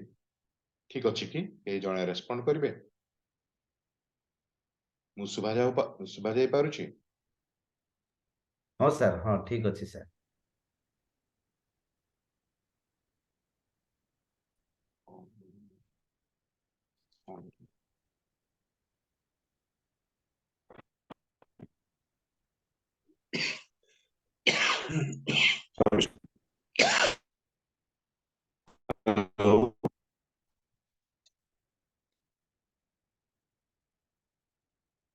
ଠିକ ଅଛି କି ଭଏସ ଶୁଭା ଯାଉଛି? କେହି ହଁ ଜଣେ ସାର୍। ରେସ୍ପଣ୍ଡ କରିବେ ଆଜ୍ଞା କି? ଆଜ୍ଞା ଆଜ୍ଞା ଆଜ୍ଞା ଆଜ୍ଞା। ରାଇଟ ରାଇଟ, ଥ୍ୟାଙ୍କ ୟୁ, ସରି। ଆଉ ବୋଧେ ମଝି ମଝି ଏମିତି ହେଲେ ମଧ୍ୟ ଭଲ, ସମସ୍ତଙ୍କ ଆଟେନସନ ପୁନର୍ବାର ଆମେ ପାଇପାରିବା। ଆଉ ତାର ହସିଲେ ବଡ କଥା ହଉଛି ଆମେ ଏ ପବିତ୍ରତାର ପ୍ରୟାସ ଦ୍ୱାରା ପରିତ୍ରାଣ ପାଇପାରିବା ନାହିଁ, କିନ୍ତୁ ପରିତ୍ରାଣ ପାଇବାର ପରିଣାମ ହଉଛି ପବିତ୍ରତା। କେତେ ବଡ ଗୁରୁତ୍ୱପୂର୍ଣ୍ଣ ବିଷୟ ଏହା। ଆଜି ଅନେକ ପୃଥିବୀ ପୃଷ୍ଠରେ ସେମାନେ ଏ ପବିତ୍ରତାର ପ୍ରୟାସରେ ପରିତ୍ରାଣ ପାଇବା ପାଇଁ ଧାବମାନ, ସମସ୍ତେ କର୍ମରତ। କହିବାକୁ ଗଲେ ତାହା ଗୋଟାଏ ବିଜାତୀୟ ଢାଞ୍ଚା ଯାହା ଆମ ମଧ୍ୟରେ ଆଉ ପ୍ରବେଶ କରିଛି। ସବୁ ଧର୍ମରେ ମୋକ୍ଷ ପ୍ରାପ୍ତି ପାଇଁ, ପରିତ୍ରାଣ ପ୍ରାପ୍ତି ପାଇଁ କର୍ମ କରିବା, ପବିତ୍ର ହେବା ଗୋଟେ ବହୁତ ବଡ ରିକ୍ୱାରମେଣ୍ଟ। ବୁଦ୍ଧ ଧର୍ମ, ବୁଦ୍ଧିଜମ, ତାକୁ ଡୁ ଇଟ୍ ୟୋର ସେଲ୍ଫ ରିଲିଜିଅନ ବୋଲି କୁହାଯାଏ। ମାନେ ତାଙ୍କରି ସବୁ ନିୟମରେ ଡୁ ଡୁ ଡୁ ଡୁ ଡୁ ଡୁ ଡୁ, ଯୋ ଦ୍ୱାରା ତମେ ପରିତ୍ରାଣ ପାଇପାରିବ। କିନ୍ତୁ ଖ୍ରୀଷ୍ଟିଆନିଟି କେବଳ ଗୋଟିଏ ମାତ୍ର, ଯେଉଁଥିରେ ଆମେ ପ୍ରଭୁ ଯୀଶୁ ଖ୍ରୀଷ୍ଟଙ୍କ ଡାନ୍ ଡିଡ୍ ଆଉ ଡୁ ନୁହେଁ, ଡାନ୍ ଆମ ପାଇଁ, ଆଉ ତାହା ପ୍ରଭୁ ଯୀଶୁ ଖ୍ରୀଷ୍ଟ କରିଛନ୍ତି। ସେ ପରିତ୍ରାଣ ପାଇବା ପରେ ତାର ରିଜଲ୍ଟ ହଉଛି ପବିତ୍ର। ଆଉ ଏହି ସ୍ଥାନରେ ମଧ୍ୟ ଆମେ ଜାଣିବା ଉଚିତ ଯେ ଆୟୁବ ସେ ପରିତ୍ରାଣ ପ୍ରାପ୍ତ ଜଣେ ବିଶ୍ୱାସୀ, ତାପରେ ତାଙ୍କ ଜୀବନରେ ଏହି ପ୍ରକାର ବହୁତ ବଡ ଆଧ୍ୟାତ୍ମିକତାର ଉଚ୍ଚୀକୃତ ଅବସ୍ଥା, ବହୁତ ବଡ ପବିତ୍ରତା ଆମେ ଲକ୍ଷ୍ୟ କରିବାକୁ ପାରୁଛୁ। ଆଉ ସିଦ୍ଧତା ହଉଛି ସେ ଆଧ୍ୟାତ୍ମିକ ପରିପକ୍ୱତା। ମାନେ ପରିପକ୍ୱତା କହିଲେ ଡିଫରେନ୍ସିଏଟ କରିପାରିବା ଏବଂ ସେ ଉତ୍ତମ ଆଡକୁ ଅଗ୍ରସର ହେବା। ଆମେ ଅନେକ ସମୟରେ ଭଲ ମନ୍ଦର ପ୍ରଭେଦ ଜାଣିପାରୁ, ଆଉ ଯେତେବେଳେ ପରିସ୍ଥିତି ବହୁତ ଜଟିଳ ସେତେବେଳେ ଭଲ ମନ୍ଦର ପରିସ୍ଥିତି ମଧ୍ୟ ତାର ପ୍ରଭେଦ ମଧ୍ୟ ଆମେ ବୁଝିପାରିନଥାଉ। ଠିକ ଅଛି, ଆମେ ଭଲ ମନ୍ଦର ପ୍ରଭେଦ ମାତ୍ର ଜାଣିପାରୁ, କିନ୍ତୁ ଭଲ ଏବଂ ଅତି ଭଲ ମଧ୍ୟରେ ପ୍ରଭେଦ ଆମେ ଅନେକ ସମୟରେ ଜାଣିବାରେ ବହୁତ କମି। ଆଉ ଯାହା ଅତି ଉତ୍ତମ ତାହା ଜାଣି ତାରି ଅନୁକରଣ କରିବା, ତା ପ୍ରତି ଅନୁରକ୍ତ ହେବା, ତାହା ହଉଛି ବହୁତ ବଡ ମ୍ୟାଚ୍ୟୁରିଟି, ମ୍ୟାଚ୍ୟୁର୍ଡ ଲାଇଫ ଖ୍ରୀଷ୍ଟୀୟ ଜୀବନରେ, ବାକ୍ୟ ଭିତ୍ତିକ ଜୀବନରେ ସେହି ପ୍ରକାର ପରିପକ୍ୱତା ଆଜି ପ୍ରଭୁ ଚାହାନ୍ତି। ଆଉ ଦ୍ୱିତୀୟ ବିଷୟ ଆମେ ଦେଖୁଛେ ଯେ ସେ ଜଣେ ସରଳ ବ୍ୟକ୍ତି ଥିଲେ। ଏ ସରଳ ମାନେ ତାର ଅର୍ଥ ବୋକା ତାହା ନୁହେଁ, କିନ୍ତୁ ଏ ସରଳ ର ଅର୍ଥ ହଉଛି ସେ ପ୍ରଭୁ ଉପରେ ତାଙ୍କରି ଦୃଢ ବିଶ୍ୱାସ ରଖି ସେ ସବୁ ବିଷୟକୁ ଗ୍ରହଣ କରୁଥିଲେ। ଭଲ ବା ମନ୍ଦ ପ୍ରଭୁଙ୍କ ଉପରେ ତାଙ୍କର ଡିପେଣ୍ଡେନ୍ସ ରହୁଥିଲା। ଆଉ ସେ ପରମେଶ୍ୱର ଭୟକାରୀ। ସେତେବେଳେ ତ 10 ଆଜ୍ଞା ମଧ୍ୟ ଦିଆଯାଏ ନାହିଁ, କିନ୍ତୁ ପ୍ରଭୁ ଆମ ବିବେକରେ ଯେଉଁ ଆଉ ଜ୍ଞାନ ବୁଦ୍ଧି ପ୍ରଦାନ କରିଅଛନ୍ତି, ଯାହା ପାଉଲ କୁହନ୍ତି ତାକୁ ଆଧାର କରି ବ୍ୟବସ୍ଥା ବିହୀନ ଲୋକମାନେ ବିଚାରିତ ହେବେ। ଆମ ବିବେକ ସେତେ ସକ୍ରିୟ ପରମେଶ୍ୱରଙ୍କ ପ୍ରତି, ବ୍ୟବସ୍ଥା ନାହିଁ, ବାକ୍ୟ ନାହିଁ, ତଥାପି ଜଣେ ବ୍ୟକ୍ତି ସେ ପ୍ରଭୁ ଭୟକାରୀ, ପରମେଶ୍ୱର ଭୟକାରୀ। ଗୋଟେ ଆର୍ଗ୍ୟୁମେଣ୍ଟ ଆମେ ଦେଖୁ ଥିଓଲୋଜିକାଲି, ତାକୁ ଅଣ୍ଟୋଲୋଜିକାଲ ଆର୍ଗ୍ୟୁମେଣ୍ଟ ବୋଲି କୁହାଯାଏ। ଅଣ୍ଟୋଲୋଜିକାଲ ଆର୍ଗ୍ୟୁମେଣ୍ଟ ଅନ୍ ଶବ୍ଦରୁ ଆସିଛି, WN ମାନେ ଓମେଗା ଆଉ ନ୍ୟୁ, ତାର ଅର୍ଥ ହଉଛି ବିଙ୍ଗ। ବିଙ୍ଗ ମାନେ ବିଶ୍ଲେଷଣ ଭାବେ ତାକୁ ଗଲେ କେହି ଜଣେ ନିଶ୍ଚିତ ଭାବେ ଅଛନ୍ତି, ସେ ଈଶ୍ୱର ଆଉ ସେ ସୃଷ୍ଟିକର୍ତ୍ତା, ତାହା ପ୍ରତ୍ୟେକଙ୍କ ହୃଦୟ ଜାଣେ। ଆଉ ପ୍ରଭୁ ପ୍ରତ୍ୟେକଙ୍କୁ ସେହି ପ୍ରକାର ଗଠନ କରିଛନ୍ତି ଯେ ପ୍ରତ୍ୟେକେ ଜାଣନ୍ତି ଈଶ୍ୱର କେହି ନା କେହି ଅଛନ୍ତି। ଏମିତିକି ଯେ ଜଣେ ନାସ୍ତିକ ମଧ୍ୟ କେହି ଜଣେ ସୁପ୍ରିମ ବିଙ୍ଗ ଅଛନ୍ତି। ମାନେ ପ୍ରତ୍ୟେକଙ୍କ ହୃଦୟ, ପ୍ରତ୍ୟେକଙ୍କ ଜୀବନ ସେହି ପ୍ରକାର ଗଢା।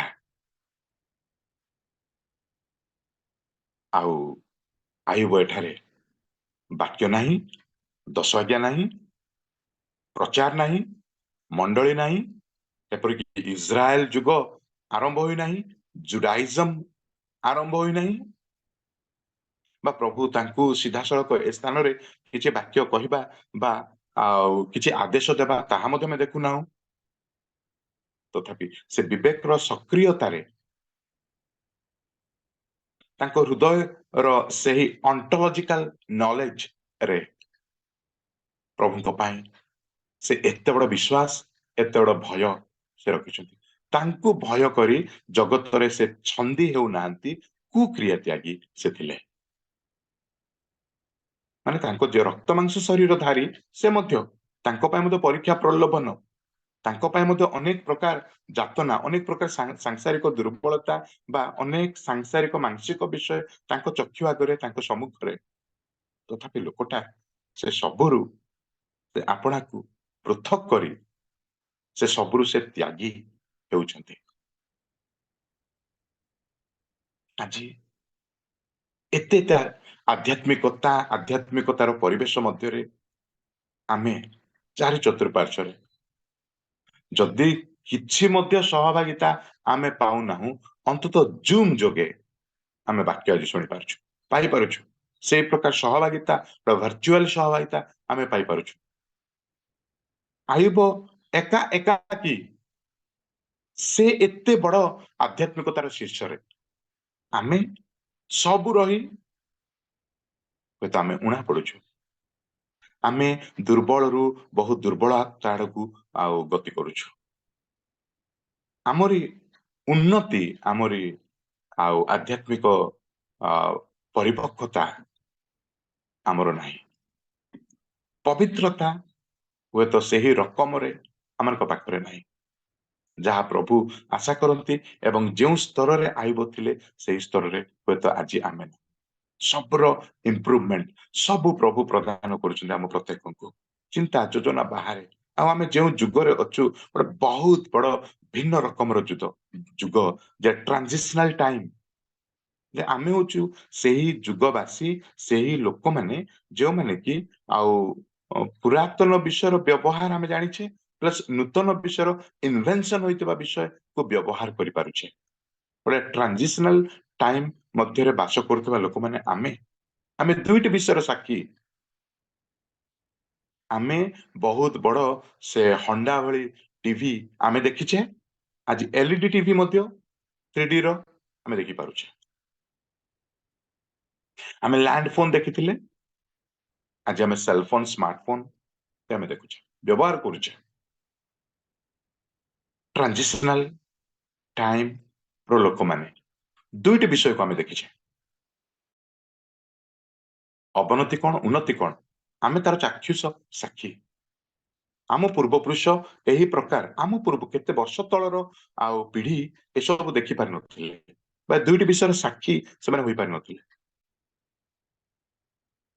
ଆଜି ଆମେ ପ୍ରଭୁଙ୍କ ଉପରେ ସେ ରକମର ବିଶ୍ୱାସ, ପ୍ରଭୁଙ୍କ ଠାରେ ସେହି ପ୍ରକାର ସମର୍ପଣ, ସେହି ପ୍ରକାର ପବିତ୍ରତା ଆମ ପାଖରେ ଅଛି।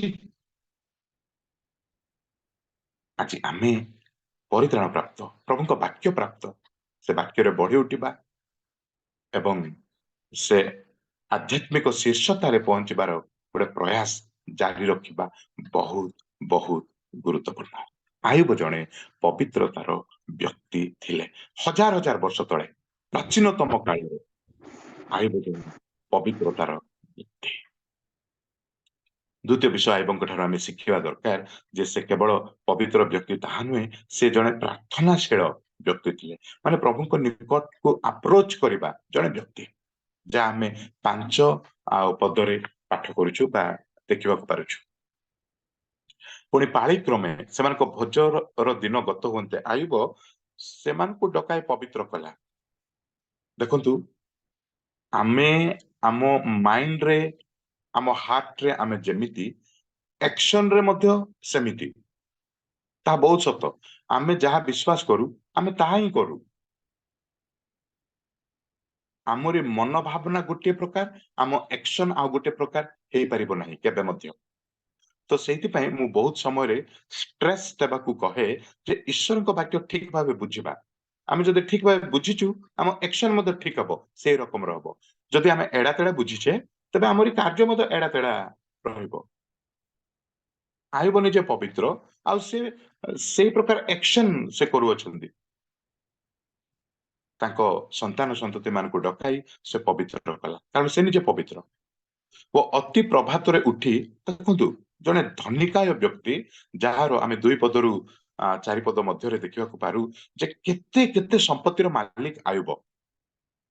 ଆଉ ତାହା ମଧ୍ୟ ପ୍ରକାଶ କରେ ଧନୀ ହୋଇ ମଧ୍ୟ ଆମେ ପ୍ରଭୁଙ୍କ ପାଇଁ ବଞ୍ଚି ପାରିବା। କହିବାକୁ ଗଲେ ଧନ ଆମ ମନକୁ କଣ୍ଟ୍ରୋଲ କରିବା ଦରକାର ନୁହଁ, ଆମେ ଧନର ଦାସ ହେବା ଦରକାର ନୁହଁ। ଧନୀ ହେବା ଭୁଲ ତାହା ନୁହେଁ, କିନ୍ତୁ ସେ ଧନ ଅଧୀନସ୍ଥ ହୋଇଯିବା ହଉଛି ଭୁଲ। ଆୟୁବ ଏତେ ସମ୍ଭ୍ରାନ୍ତକାୟ ପୁରୁଷ, ଏତେ ବଡ ଧନବାନ ବ୍ୟକ୍ତି, ଏତେ ବଡ ଧନୀ, କିନ୍ତୁ ସେ ଅତି ପ୍ରଭାତରେ ଉଠି ସେ ସମସ୍ତଙ୍କ ପାଇଁ ହୋମ ବଳି ଉତ୍ସର୍ଗ କଲେ। ସଂଖ୍ୟା ଅନୁସାରେ ଯେତେକ ପୁତ୍ର କନ୍ୟା, ସେ ସେତିକି ଭଲ ଭଲ ହୃଷ୍ଟପୃଷ୍ଟ ପଶୁ ମେଣ୍ଢା ଛୁଆକୁ ଆଣିଲେ, ଆଉ ସେ ନିଜେ ବଳି ଉତ୍ସର୍ଗ କରୁଛନ୍ତି। ହୋଇପାରେ ଆମର ପିଲାମାନେ ପାପ କରିଥିବେ ଓ ମନେ ମନେ ପରମେଶ୍ୱରଙ୍କୁ ଅଭିଶାପ କରିଥିବେ। ସେ ଶୁଣିନି, କିଏ ତାଙ୍କ ସମ୍ମୁଖରେ ଆସି ପ୍ରଭୁ ବିରୋଧୀ କଥାଭାଷା କରିନାହାନ୍ତି, ତାହା ସତ। କିନ୍ତୁ ଏ ଲୋକଟା ମନେ ମନେ ଇନ ଆଡଭାନ୍ସ ଭାବୁଛି ଆଉ ପ୍ରତିଦିନ ତାହା ପ୍ରତି ସକାଳେ ତାହା ପୁଣି ଅତି ପ୍ରଭାତରେ ଉଠି ସେମାନଙ୍କ ସଂଖ୍ୟା ଅନୁସାରେ ତାର ଆଉ ଗୋଠକୁ ଯାଇ ହୃଷ୍ଟପୃଷ୍ଟ ପଶୁକୁ ବାଛି ସେ ପ୍ରତିଦିନ ପ୍ରଭୁଙ୍କ ନିକଟରେ ସେ ବଳି ଉତ୍ସର୍ଗ କରୁଛନ୍ତି, ତାଙ୍କ ନିକଟସ୍ଥ ହଉଛନ୍ତି, ତାଙ୍କ ଅନୁଗ୍ରହର ସିଂହାସନ ନିକଟରେ ସେ ପହଞ୍ଚୁଛନ୍ତି। ବଡ ପ୍ରାର୍ଥନା, ବଡ ହୃଦୟର ସହିତ। ପ୍ରିୟ ବନ୍ଧୁ, ତାଙ୍କ ପ୍ରାର୍ଥନା ଗୋଟେ କେତେ ବଡ ତ୍ୟାଗର ପ୍ରାର୍ଥନା ଥିଲା ଆମେ ଭାବି ଦେଖୁ। ଏତେ ବଡ ଧନୀ ପୁରୁଷ ସକାଳୁ ଉଠୁଛି, ପ୍ରତିଦିନ ଉଠୁଛି, ସଂଖ୍ୟା ଅନୁସାରେ ହୋମ ବଳି ଉତ୍ସର୍ଗ କରୁଛି, ପୁଣି ସେ ମନେ ମନେ ଭାବୁଛି ଯେ ମୋ ପିଲାମାନେ ପାପ କରିଥିବେ ପରା, ପ୍ରଭୁଙ୍କୁ ଅଭିଶାପ ଦେଇଥିବେ ପରା, ମୁଁ ସିନା ପ୍ରଭୁଙ୍କୁ ଜାଣୁଛି, ମାନୁଛି, ବିଶ୍ୱାସ କରୁଛି, ମୋ ପିଲାମାନେ କାଳେ ତାହା ହୋଇନଥିବେ। ସେ କେତେ ବିଷୟ ଭାବି, କେତେ ବିଷୟ ତ୍ୟାଗ କରି ଆଉ ସେ ପ୍ରଭୁଙ୍କ ଠାରେ ସର୍ବଦା ସେହି ପ୍ରକାର କରୁଛି। ଆମେ ବଢିଆ କଥା, ସକାଳୁ ଉଠି ଆମେ ଜୁମରେ ଅଂଶୀ ହେବା ବହୁତ ବଡ କଥା। କାରଣ ଯଦି ଏହା ସିଷ୍ଟମ ନଥାନ୍ତେ ତେବେ ହୁଏତ ଅନେକ ସେ ମଧ୍ୟରେ ମୁଁ ମଧ୍ୟ ସାମିଲ ହୋଇପାରିବି ଯେ ଏତେ ଶୀଘ୍ର ହୁଏତ ଉଠି ନଥାନ୍ତେ। ପୁଣି ଅନେକ ଆପଣମାନେ ଉଠନ୍ତି, ପ୍ରାର୍ଥନା କରନ୍ତି ଭୋର ଭୋରରୁ, ବହୁତ ବଡ କଥା। ଆଉ ସେହି ପ୍ରକାର ଅଭ୍ୟାସ ଆମମାନଙ୍କର ରହିବା ଦରକାର ମଧ୍ୟ। ଆଜି ଯଦି ସବୁ ଆମର ଅଛି, କିଏ ଉଠୁଛି ପ୍ରତିଦିନ ଆଉ ଅତି ପ୍ରଭାତରୁ ଆଉ ସର୍ବଦା? ସେହି କାଳର ପୃଥିବୀରେ ଜଣେ ହୁଏତ ବିଶିଷ୍ଟ କାୟ ସମ୍ଭ୍ରାନ୍ତ କାୟ ବ୍ୟକ୍ତି ଥିଲେ ଆୟୁବ, ତଥାପି ସେ ନିଜେ ଏହି କାର୍ଯ୍ୟ ରେଗୁଲାର ରିଦମ ସେ କରୁଥିଲେ। ପ୍ରିୟ ବନ୍ଧୁ, ଆଜି ଆମମାନେ ମଧ୍ୟ ଏତେ ସବୁ ଆଧ୍ୟାତ୍ମିକତା ମଧ୍ୟରେ ରହି ପ୍ରଭୁଙ୍କ ନିକଟବର୍ତ୍ତୀ ହେବା ପ୍ରତିଦିନ ବହୁତ ଗୁରୁତ୍ୱପୂର୍ଣ୍ଣ। ଆଉ ପ୍ରଭୁ ତାହା ହିଁ ଚାହାନ୍ତି। ଆଉ ତ ଦ୍ୱାରା ପ୍ରଭୁ ଅନେକ ଆଶ୍ଚର୍ଯ୍ୟ କାର୍ଯ୍ୟ ଆମମାନଙ୍କ ଜୀବନରେ ସେ ସାଧନ କରିବା ପାଇଁ ଚାହାନ୍ତି। ସେ ଆଜି ଅପେକ୍ଷାରତ, ଆଜି ଡାକନ୍ତି ଆମେ ତାଙ୍କ ପାଖକୁ ଯିବା କି? ସେହି ପ୍ରକାର ଗୋଟେ ବଡ ଡିସିସନ ନେଇ ପ୍ରତିଦିନ ଅତି ପ୍ରଭାତରୁ ସର୍ବଦା ତାଙ୍କ ନିକଟସ୍ଥ ହେବା ବହୁତ ବଡ ପ୍ରାର୍ଥନାର ଜୀବନ। ହୁଏତ ତାହା ଗୋଟେ କ୍ଲୁ ଯେଉଁଥିପାଇଁ ସେ ଏହି ପ୍ରକାର ଆଧ୍ୟାତ୍ମିକ ଷ୍ଟାଟସ ମେଣ୍ଟେନ ସେ କରିପାରୁଥିଲେ। ସିଦ୍ଧ ସରଳ ପରମେଶ୍ୱର ଭୟକାରୀ କୁକ୍ରିୟା ତ୍ୟାଗୀ ହୋଇପାରିଥିଲେ ସବୁବେଳେ ସବୁଦିନ, ଯେ ସେ ସବୁଦିନ ପ୍ରଭୁଙ୍କ ନିକଟସ୍ଥ ହେଉଥିଲେ। ଆଧ୍ୟାତ୍ମିକ ଜୀବନ ଏହି ପ୍ରକାର। ଯଦି ଆମେ କିଛି ଆଧ୍ୟାତ୍ମିକ କାର୍ଯ୍ୟ, ବାଇବେଲ ପଢା, ପ୍ରାର୍ଥନା ଧିମା କରିବା, ତାର ଏଫେକ୍ଟ ଆମ ଶୈଳୀ ଉପରେ, ଆମ ଜୀବନ ଯାପନ ଉପରେ ନିଶ୍ଚିତ ଭାବେ ପଡିବ। ଆଇବ ଯଦି ଆଉ ସେ 4ଟି ବିଷୟ ରଖିପାରିଥିଲେ, ତାଙ୍କ ପ୍ରାର୍ଥନା ସେହି ପ୍ରକାର ଅବିରତ ସବୁବେଳେ ଚାଲୁ ରହିଥିଲା। ଆମେ ଶେଷ ବିଷୟ ଦେଖିବା ଯେ ଆଇବ କେବଳ ଆଉ ପବିତ୍ର ପ୍ରାର୍ଥନାର ବ୍ୟକ୍ତି ତାହା ନୁହେଁ, ସେ ଈଶ୍ୱରଙ୍କ ନିକଟରେ ପ୍ରଶଂସା କରିବାର ଜଣେ ବ୍ୟକ୍ତି, ଯାହା ଆମେ ଅତି ଭଲ ଭାବେ ଜାଣୁ। ଆଉ ତାଙ୍କ ପ୍ରଶଂସା କରିବା ବହୁତ ବଡ ଆଉ ଭିନ୍ନତା ବା ଅନନ୍ୟତା ଆମେ ଲକ୍ଷ୍ୟ କରୁ। ଆମେ ଅନେକ ସମୟରେ ଲିପ୍ ସର୍ଭିସ ଆମେ କରୁଛୁ, ବହୁତ ବଡ କଥା। ପ୍ରେଜ ଦ ଲର୍ଡ କହିବା, ହାଲେଲୁୟା ବୋଲି କହିବା, ଗୀତ ବାକ୍ୟ ଦ୍ୱାରା ଆମେ lip service, lip worship, lip service ଆମେ କରୁଛେ। କିନ୍ତୁ ଲାଇଫଷ୍ଟାଇଲ ୱାର୍ସିପ ଦେଖନ୍ତୁ, ଆଇବ ସେ 21 ପଦ ଆମେ ଦେଖୁ। ଆଉ ସେ କହିଲା, ମୁଁ ମାତାର ଗର୍ଭରୁ ଉଲଙ୍ଗ ଆସିଅଛି ଓ ମୁଁ ଉଲଙ୍ଗ ହୋଇ ସେଠାକୁ ଫେରିଯିବି। ସଦାପ୍ରଭୁ ଦେଲେ, ସଦାପ୍ରଭୁ ନେଇଅଛନ୍ତି। ମାନେ କେତେ ବଡ ସକାରାତ୍ମକ ଭାବନା ଏତେ ବଡ ଯାତନା ଭିତରେ। ଦେଖନ୍ତୁ, ପ୍ରଭୁ ଦେଲେ, ପ୍ରଭୁ ନେଲେ। ଆମେ ଅନେକ ସମୟରେ ଯାହା ପାଉ ତାହାକୁ ପ୍ରଭୁ ଦେଲେ ବୋଲି ଆମେ ଭାବିନଥାଉ। आमे भाबू मोरी कर्म मोरी टैलेंट मोरी ज्ञान बुद्धि मोरी ए सब मो द्वारा अर्जित आमे प्रभु को से क्रेडिट आमे देई न थाउ किंतु से कहती ए सब प्रभु देइथिले जा धन जन मान से अर्जन करथिले एते सब विशालकाय तार आउ पशु संपद से कहउछते सब प्रभु मते देइथिले सदा प्रभु देले सदा प्रभु नहीं अछंती आमे केउटी भलो एक्सेलेंट मार्क जदि आमे आणु आमे भाबू मोरी ज्ञान गारिमा प्रभु को आमे से क्रेडिट में देई न थाउ आमरे भलो रोजगार र पंथा आमे भाबू मोरी ज्ञान कौशल सकासु मु एते पाई पारुछि ना नुहे कि आमे से क्रेडिट नहीं जाऊ सदा प्रभु देले वो सदा प्रभु नहीं अछंती जेबे हरेई बसु ताकू मध्य से जानी पारिथिले सदा प्रभु नहीं छंती आश्चर्य कथा जे से निजे विवरणी पाउथिले माने जेतळे लूट हेगला चली गला संपत्ति जणे रक्षा पाई दौड़ी दौड़ी आसी तांकू कहिले विवरणीटा अति स्पष्ट कौन घटिला केमिति गला किंतु देखंतु से कहूनांती से दुष्ट अभिशप्त अमुक लोक माने आसी मो संपत्ति नहीं गले ता कहूनांती से कहउछंती सदा प्रभु नहीं छंती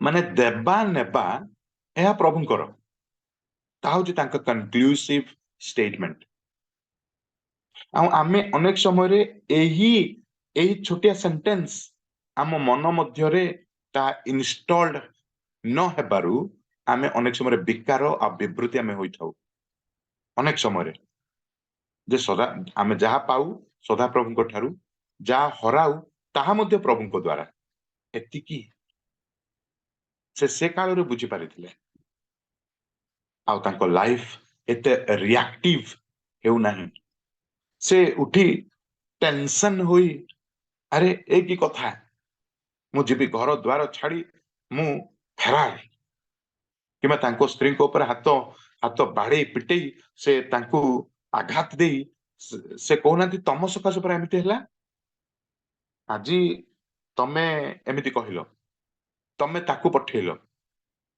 आ तम द्वारा तम सकाशु तमे बुझुन मु एते टेंशन मध्य अछि तमे आजे बाजे कथा सब कहउछ तम जोगु ना जदि आमान को जीवन रे केते जदि आम जीवन घटी थांते किछि एही प्रकार क्षति तेबे आमे केते कोन होई जिबा केते प्रतिक्रियाशील नकारात्मक भाबे आमे होई जिबा तत्क्षणात बेत आमे रागी जिबा आमे बाढैबा पिटेबा पई पछुआ मते हेबा नाही के ए काम कला किए नेला ए सब काहे कि से नेला केमिति सिए मु देखे नुहे कि आइब किछि कहनांती तांको मुखर गोटे कथा सदा प्रभु देले आ सदा प्रभु नेले सदा प्रभु को नाम धन्य हो आमे पाइले प्रभु को धन्यवाद देउ से हरे की प्रभु को धन्यवाद देउछथि आमे पाइले मीटिंग आयोजन करू आमे पाइले धन्यवादार्थक एक प्रार्थना घरे रखू पाइले जेतले एडिशन हुए जेते जेतले आउ किछि विषय आमे प्राप्ति हेउ लाभ पाऊ सेतेबेले आमे धन्यवादार्थक प्रार्थना करू जेबे आमे हराऊ धन्यवाद दे पारू कि केते बड़ विषय आइबंक पाखरे आ केमिति धन्यवाद तांको जीवन लाइफस्टाइल धन्यवाद पुणी हरेबा बेले प्रभु को से धन्यवाद देउछंती आ तांको बड़ विषय होची जेतले स्त्री आसी तांको कहउछंती तमे से विश्वास को छाड़ से प्रभु को छाड़ आ जाई मर से कहंती तमे कोन गोटे मुढ़ा स्त्री पर कथा कहउछ प्रभु को ठारू कोन आमे भलो ही आशा करबा मंद मंद कोन आसीबो नाही केते बड़ स्टेटमेंट केते बड़ बुझामणा केते बड़ थियोलॉजिकल स्टेटमेंट आमे भाब सब प्राप्ति होई सबरे ज्ञान गारिमा बढ़िला परे मध्य ଆଉ ଏତେ ଏତେ ବାକ୍ୟ ଆମେ ସବୁ ଶୁଣି ଜାଣିବା ପରେ ମଧ୍ୟ ଆମେ ସେହି ପ୍ରକାର ଗୋଟେ ଗୋଟେ ଷ୍ଟେଟମେଣ୍ଟରେ ଆମ ଜୀବନ ଗଢା ନାହିଁ। ଏମିତି ଗୋଟେ ଗୋଟେ ପଏଣ୍ଟ ଏମିତି ଏମିତି ଗୋଟେ ଗୋଟେ ଆଉ ବୁଝାମଣା ଉପରେ ଆମର ଜୀବନ ଆଜି ପ୍ରତିଷ୍ଠିତ ହୋଇପାରି ନାହିଁ, ଯେଉଁଥିପାଇଁ ଆମେ ଅନେକ ସମସ୍ୟା ଫେସ୍ କରୁଛେ। ଆଇବ ସେ ଲାଇଫଷ୍ଟାଇଲ ରେ ପ୍ରଭୁଙ୍କୁ ୱାର୍शिପ କରିବା ବାଲା ଆଇବ। ଲିପ୍ ୱାର୍शिପ, ଲିପ୍ ସର୍ଭିସ ବଡ କଥା, କିନ୍ତୁ ଲିପ୍ ୱାର୍शिପ ପଛେ ଲାଇଫଷ୍ଟାଇଲ ୱାର୍शिପ ଆଇବ। ସବୁ ଦୁଃଖ କଷ୍ଟ ଯାତନା ଦାରୁଣ ନିର୍ଯାତନା ଭିତରେ ଅଭାବନୀୟ ପରିସ୍ଥିତି ଭିତରେ ସବୁ ଗୋଟିଏ ଦିନ ଗୋଟେ ମୁହୂର୍ତ୍ତରେ ସବୁ ପଳେଇ ଯାଉଛି ତାଙ୍କ ସମ୍ପତ୍ତି, ତଥାପି ସେ ପ୍ରଭୁଙ୍କୁ ଏହି ପ୍ରକାର ଧନ୍ୟବାଦ। ଏମିତିକି ଯେ ତାଙ୍କରି ପୁତ୍ର କନ୍ୟା ସମସ୍ତେ ସେମାନେ ମରା ପଡିଲେ ତଥାପି ସେ ବିରକ୍ତି ହଉନାହାନ୍ତି, ଅବିବେଚନାର ଦୋଷାରୋପ ସେ କରୁନାହାନ୍ତି। 22 ପଦରେ ଆମେ ଦେଖୁଛେ ସେ କହୁନାହାନ୍ତି ପ୍ରଭୁ ଏତେ ବଡ ନିଷ୍ଠୁର କାର୍ଯ୍ୟ ତମେ କେମିତି କଲ ପ୍ରଭୁ, ମୋର ଯଦି ସମ୍ପତ୍ତି ଗଲା ମିନିମମ୍ ପ୍ରଭୁ ମୋ ପୁତ୍ର କନ୍ୟା ମାନେ ମୋ ପାଇଁ, ସେମାନେ ହିଁ ମୋର ଆଶା, ସେମାନେ ହିଁ ମୋର ଭବିଷ୍ୟତ, ପ୍ରଭୁ ତୁମେ ସେମାନଙ୍କୁ ମଧ୍ୟ ଶେଷରେ ନେଲ, ଏତେ ବଡ ନିଷ୍ଠୁର ବ୍ୟବହାର ତୁମେ ଦେଲ କେମିତି ପ୍ରଭୁ, ମତେ କଣ ମୁଁ ଉଣା କରିଛି? ନୁହେଁ କି ସେଦିନ ହିଜକିୟ ରାଜା ଯେମିତି ପ୍ରାର୍ଥନା କଲେ, ପ୍ରଭୁ କଣ ମୋର କମି ଅଛି, ମୁଁ ତ ତମ ଆଗରେ ଏମିତି ଏମିତି ଭାବେ ଜୀବନ ବିତାଉଛି, ପ୍ରଭୁ କଣ ମୋର ଭୁଲ ଯେ ଏତେ ବଡ ଆଉ ଅଭିଶପ୍ତ ଜୀବନ ବା ଏତେ ବଡ ବିପତ୍ତି ମୋ ଉପରେ। ଶେଷରେ ମୋ ପୁତ୍ର କନ୍ୟା ମାନେ ମଧ୍ୟ ମରା ପଡନ୍ତି, କେତେ ଦୁଃଖ ଦାରୁଣ। ତଥାପି ସେ କୁହନ୍ତି ପ୍ରଭୁ ଦେଇଥିଲେ ପ୍ରଭୁ ନେଇଛନ୍ତି, ସଦା ପ୍ରଭୁଙ୍କ ନାମ ଧନ୍ୟ ହେଉ, ଧନ୍ୟ ହେଉ। ଆଜି ପ୍ରଭୁ ସେଇ ପ୍ରକାର ୱାର୍शिପ, ସେଇ ପ୍ରକାର ଆଉ ଧନ୍ୟବାଦାର୍ଥକ ଜୀବନ, ଧନ୍ୟବାଦର ଜୀବନ, ୱାର୍शिପ ବେସ୍ଡ ଲାଇଫ ପ୍ରଭୁ ଆମ ଠାରୁ ସେ ଚାହାନ୍ତି। ଆଉ ନୋ ଡାଉଟ ବିନା ଦ୍ୱିଧାରେ ଆମେ ଗ୍ରହଣ କରିବା ଉଚିତ ଯେ ପ୍ରଭୁ ତାଙ୍କୁ ଆଶୀର୍ବାଦ କରିବେ ଆଉ କରିଦେଲେ। ଆମେ ହଁ ସେ ଶେଷ ପର୍ବକୁ ଯିବା ପୂର୍ବରୁ ଗୋଟିଏ ପଦ ଆମେ ପାଠ କରିବା କି 13 ପର୍ବର 15 ପଦ, ଆଇବ ତାର 13 ପର୍ବର 15 ପଦ, ପ୍ରାୟ 2-3 ମିନିଟ ଭିତରେ ଆମେ ଶେଷ କରିବା। ସେ 13 ମୋତେ ପର୍ବର ବୋଧ 15 ପଦ। କଲେ ହେଁ ସେ ମୋତେ ହଁ ବୋଧ କଲେ ହେଁ ମୁଁ ତାହାଙ୍କ ପାଇଁ ଅପେକ୍ଷା କରିବି, ତଥାପି ମୁଁ ତାହାଙ୍କ ଛାମୁରେ ଆପଣା ପଥ ସମର୍ଥନ କରିବି। ପରେ ଆୟୁବ ଜୀର୍ଣ୍ଣ ଶୀର୍ଣ୍ଣ ଜରାଜୀର୍ଣ୍ଣ ଅବସ୍ଥାରେ ଆୟୁବ ଏକାକି ଗାଁ ମୁଣ୍ଡ ଗାଁ ବାହାରେ ଖପରା ଧରି ଜଳାଯୁକ୍ତ ଘାଁ, ଦେହ ଯାକ ବିସ୍ଫୋଟକ ଘାଁ, ଶେଷରେ ତାଙ୍କ ଜୀବନ ଉପରେ ପଡିଯାଇଛି ସମସ୍ୟା। ଆଉ ସେ ଯେତେବେଳେ ସେମିତି ଅବସ୍ଥାରେ ଅଛନ୍ତି, ଦେଖନ୍ତୁ ସବୁ ଚାଲି ଯାଇଛି, ତାଙ୍କ ସ୍ତ୍ରୀ ମଧ୍ୟ ଗଲେ, ପୁତ୍ର ସନ୍ତାନ ମାନେ ସନ୍ତାନ ସନ୍ତତି ମାନେ ମଧ୍ୟ ଗଲେ, ଧନ ସମ୍ପଦ କିଛି ନାହିଁ, ସାଙ୍ଗମାନେ ତାଙ୍କୁ ପରିହାର କରିଛନ୍ତି, ନିଜ ଲୋକମାନେ ଚିହ୍ନି ପାରୁନାହାନ୍ତି, ସେ ଗାଁ ବାହାରେ। ତାପରେ ତାଙ୍କ ଦେହ ଉପରେ ଆଉ ସମସ୍ୟା, ତାଙ୍କ ଜୀବନ ଉପରେ ଆଉ ସମସ୍ୟା। ଲାଷ୍ଟରେ ସେ ଭାବୁଛି ସେ ଯଦି ନିକଟସ୍ଥ ଭବିଷ୍ୟତ କିଛି ଦେଖୁଛି ତାହା ହଉଛି ମୃତ୍ୟୁ। ସେ ଆଉ ପଜିଟିଭ ବିଷୟ ଦେଖି ପାରୁନଥିବ, ମୁଁ ଏ ଅବସ୍ଥାରୁ ଫେରି ବଞ୍ଚିବି ବୋଲିବା ଆଶା ନିଶ୍ଚିତ ଭାବେ ନଥିବ। ସବୁ ତ ଚାଲିଛି ନକାରାତ୍ମକ, ଘଟୁଛି ଘଟିବ, ଶେଷରେ ମୃତ୍ୟୁ ମୋ ପାଇଁ, ଅବିଳମ୍ବେ ମୁଁ ମୃତ୍ୟୁଭୋଗ କରିବାକୁ ଯାଉଛି। ସେମିତି ଅବସ୍ଥାରେ ପହଞ୍ଚି ଆୟୁବର 2ଟା ଷ୍ଟେଟମେଣ୍ଟ ଭାରି ଘାବରା। ମାନେ ସେ କୁହନ୍ତି ପ୍ରଭୁ ଲାଷ୍ଟରେ ଜୀବନ ନେଲେ ମଧ୍ୟ ମୁଁ ତାଙ୍କୁ ଛାଡିବି ନାହିଁ, ଏ ବିଶ୍ୱାସ ମୁଁ ଛାଡିବାର ନାହିଁ, ମୁଁ ପ୍ରଭୁଙ୍କୁ ଛାଡିବାର ନାହିଁ, ଜୀବନ ଗଲେ ଯିବ ପଛେ ମୁଁ ପ୍ରଭୁଙ୍କ ପାଇଁ। ଦେଖନ୍ତୁ କେମିତି ଷ୍ଟେଟମେଣ୍ଟ। ଆଉ ଗୋଟେ ବିଷୟ, ତାର ଦେହ କ୍ଷୀଣ ହେଇଯାଉଛି, ସବୁ ପଳେଇଛି, ଦେଖୁଛି ଖାଲି ମୃତ୍ୟୁ ଆଉ କିଛି ନାହିଁ, ଫେରି ମୁଁ ବଞ୍ଚିବି, ଆଉ ଥରେ ପ୍ରଭୁ ମତେ ଡବଲ ଆଶୀର୍ବାଦ କରିବେ, ତାହା ସେ ଦେଖୁନାହାନ୍ତି। ସେ ଯାହା ଦେଖୁଛନ୍ତି ନିକଟରେ ତାହା ହଉଛି ମୃତ୍ୟୁ। ତଥାପି ଆୟୁବ କଣ କୁହନ୍ତି, କଣ କୁହନ୍ତି, ମୁଁ ଏହି ପ୍ରକାରେ ମାଂସ ବିହୀନ ହୋଇ ଗଲେ ମଧ୍ୟ ମୋର ମୁକ୍ତିକର୍ତ୍ତାଙ୍କୁ ମୁଁ ଦେଖିବି। ମାନେ ମୃତ୍ୟୁର ସୀମା ଅତିକ୍ରମ କରି ମୃତ୍ୟୁ ପରେ ସେ ଆଉ ଗୋଟେ ଦୂର ଭବିଷ୍ୟତକୁ ସେ ଦେଖିପାରୁଛନ୍ତି। ପ୍ରିୟ ବନ୍ଧୁ, ଆୟୁବ ସେହି ପ୍ରକାର ଜଣେ ବିଶ୍ୱାସୀ ସେ ଥିଲେ। ପ୍ରଭୁ ଆଜି ଆମମାନଙ୍କୁ ସେହି ପ୍ରକାର ମନୋଭାବନା, ସେହି ପ୍ରକାର ଦୃଢ ବିଶ୍ୱାସ, ତାଙ୍କ ଉପରେ ସେହି ପ୍ରକାର କମ୍ପ୍ଲିଟ ଡିପେଣ୍ଡେନ୍ସ ଆଜି ସେ ଦେଖିବା ପାଇଁ ଚାହାନ୍ତି କି ଆପଣମାନେ ଆଉ ମୁଁ ପ୍ରଭୁଙ୍କ ନିକଟରେ ସେହି ପ୍ରକାର ଜୀବନ, ସେହି ପ୍ରକାର ଆଉ ଆମରି ଲାଇଫଷ୍ଟାଇଲ ଉତ୍ସର୍ଗ କରିଦେବା ପାଇଁ, ପ୍ରଭୁ ମୁଁ ତୁମ ପାଇଁ ଆଉ ତୁମେ ମୋ ପାଇଁ। ଶେଷରେ ଆମେ ଦେଖୁଛେ ଯେ ଆୟୁବ ତାଙ୍କୁ ପ୍ରଭୁ ଆୟୁବଙ୍କୁ ଆଉ ଡବଲ ବ୍ଲେସିଂ ସେ କରୁଛନ୍ତି।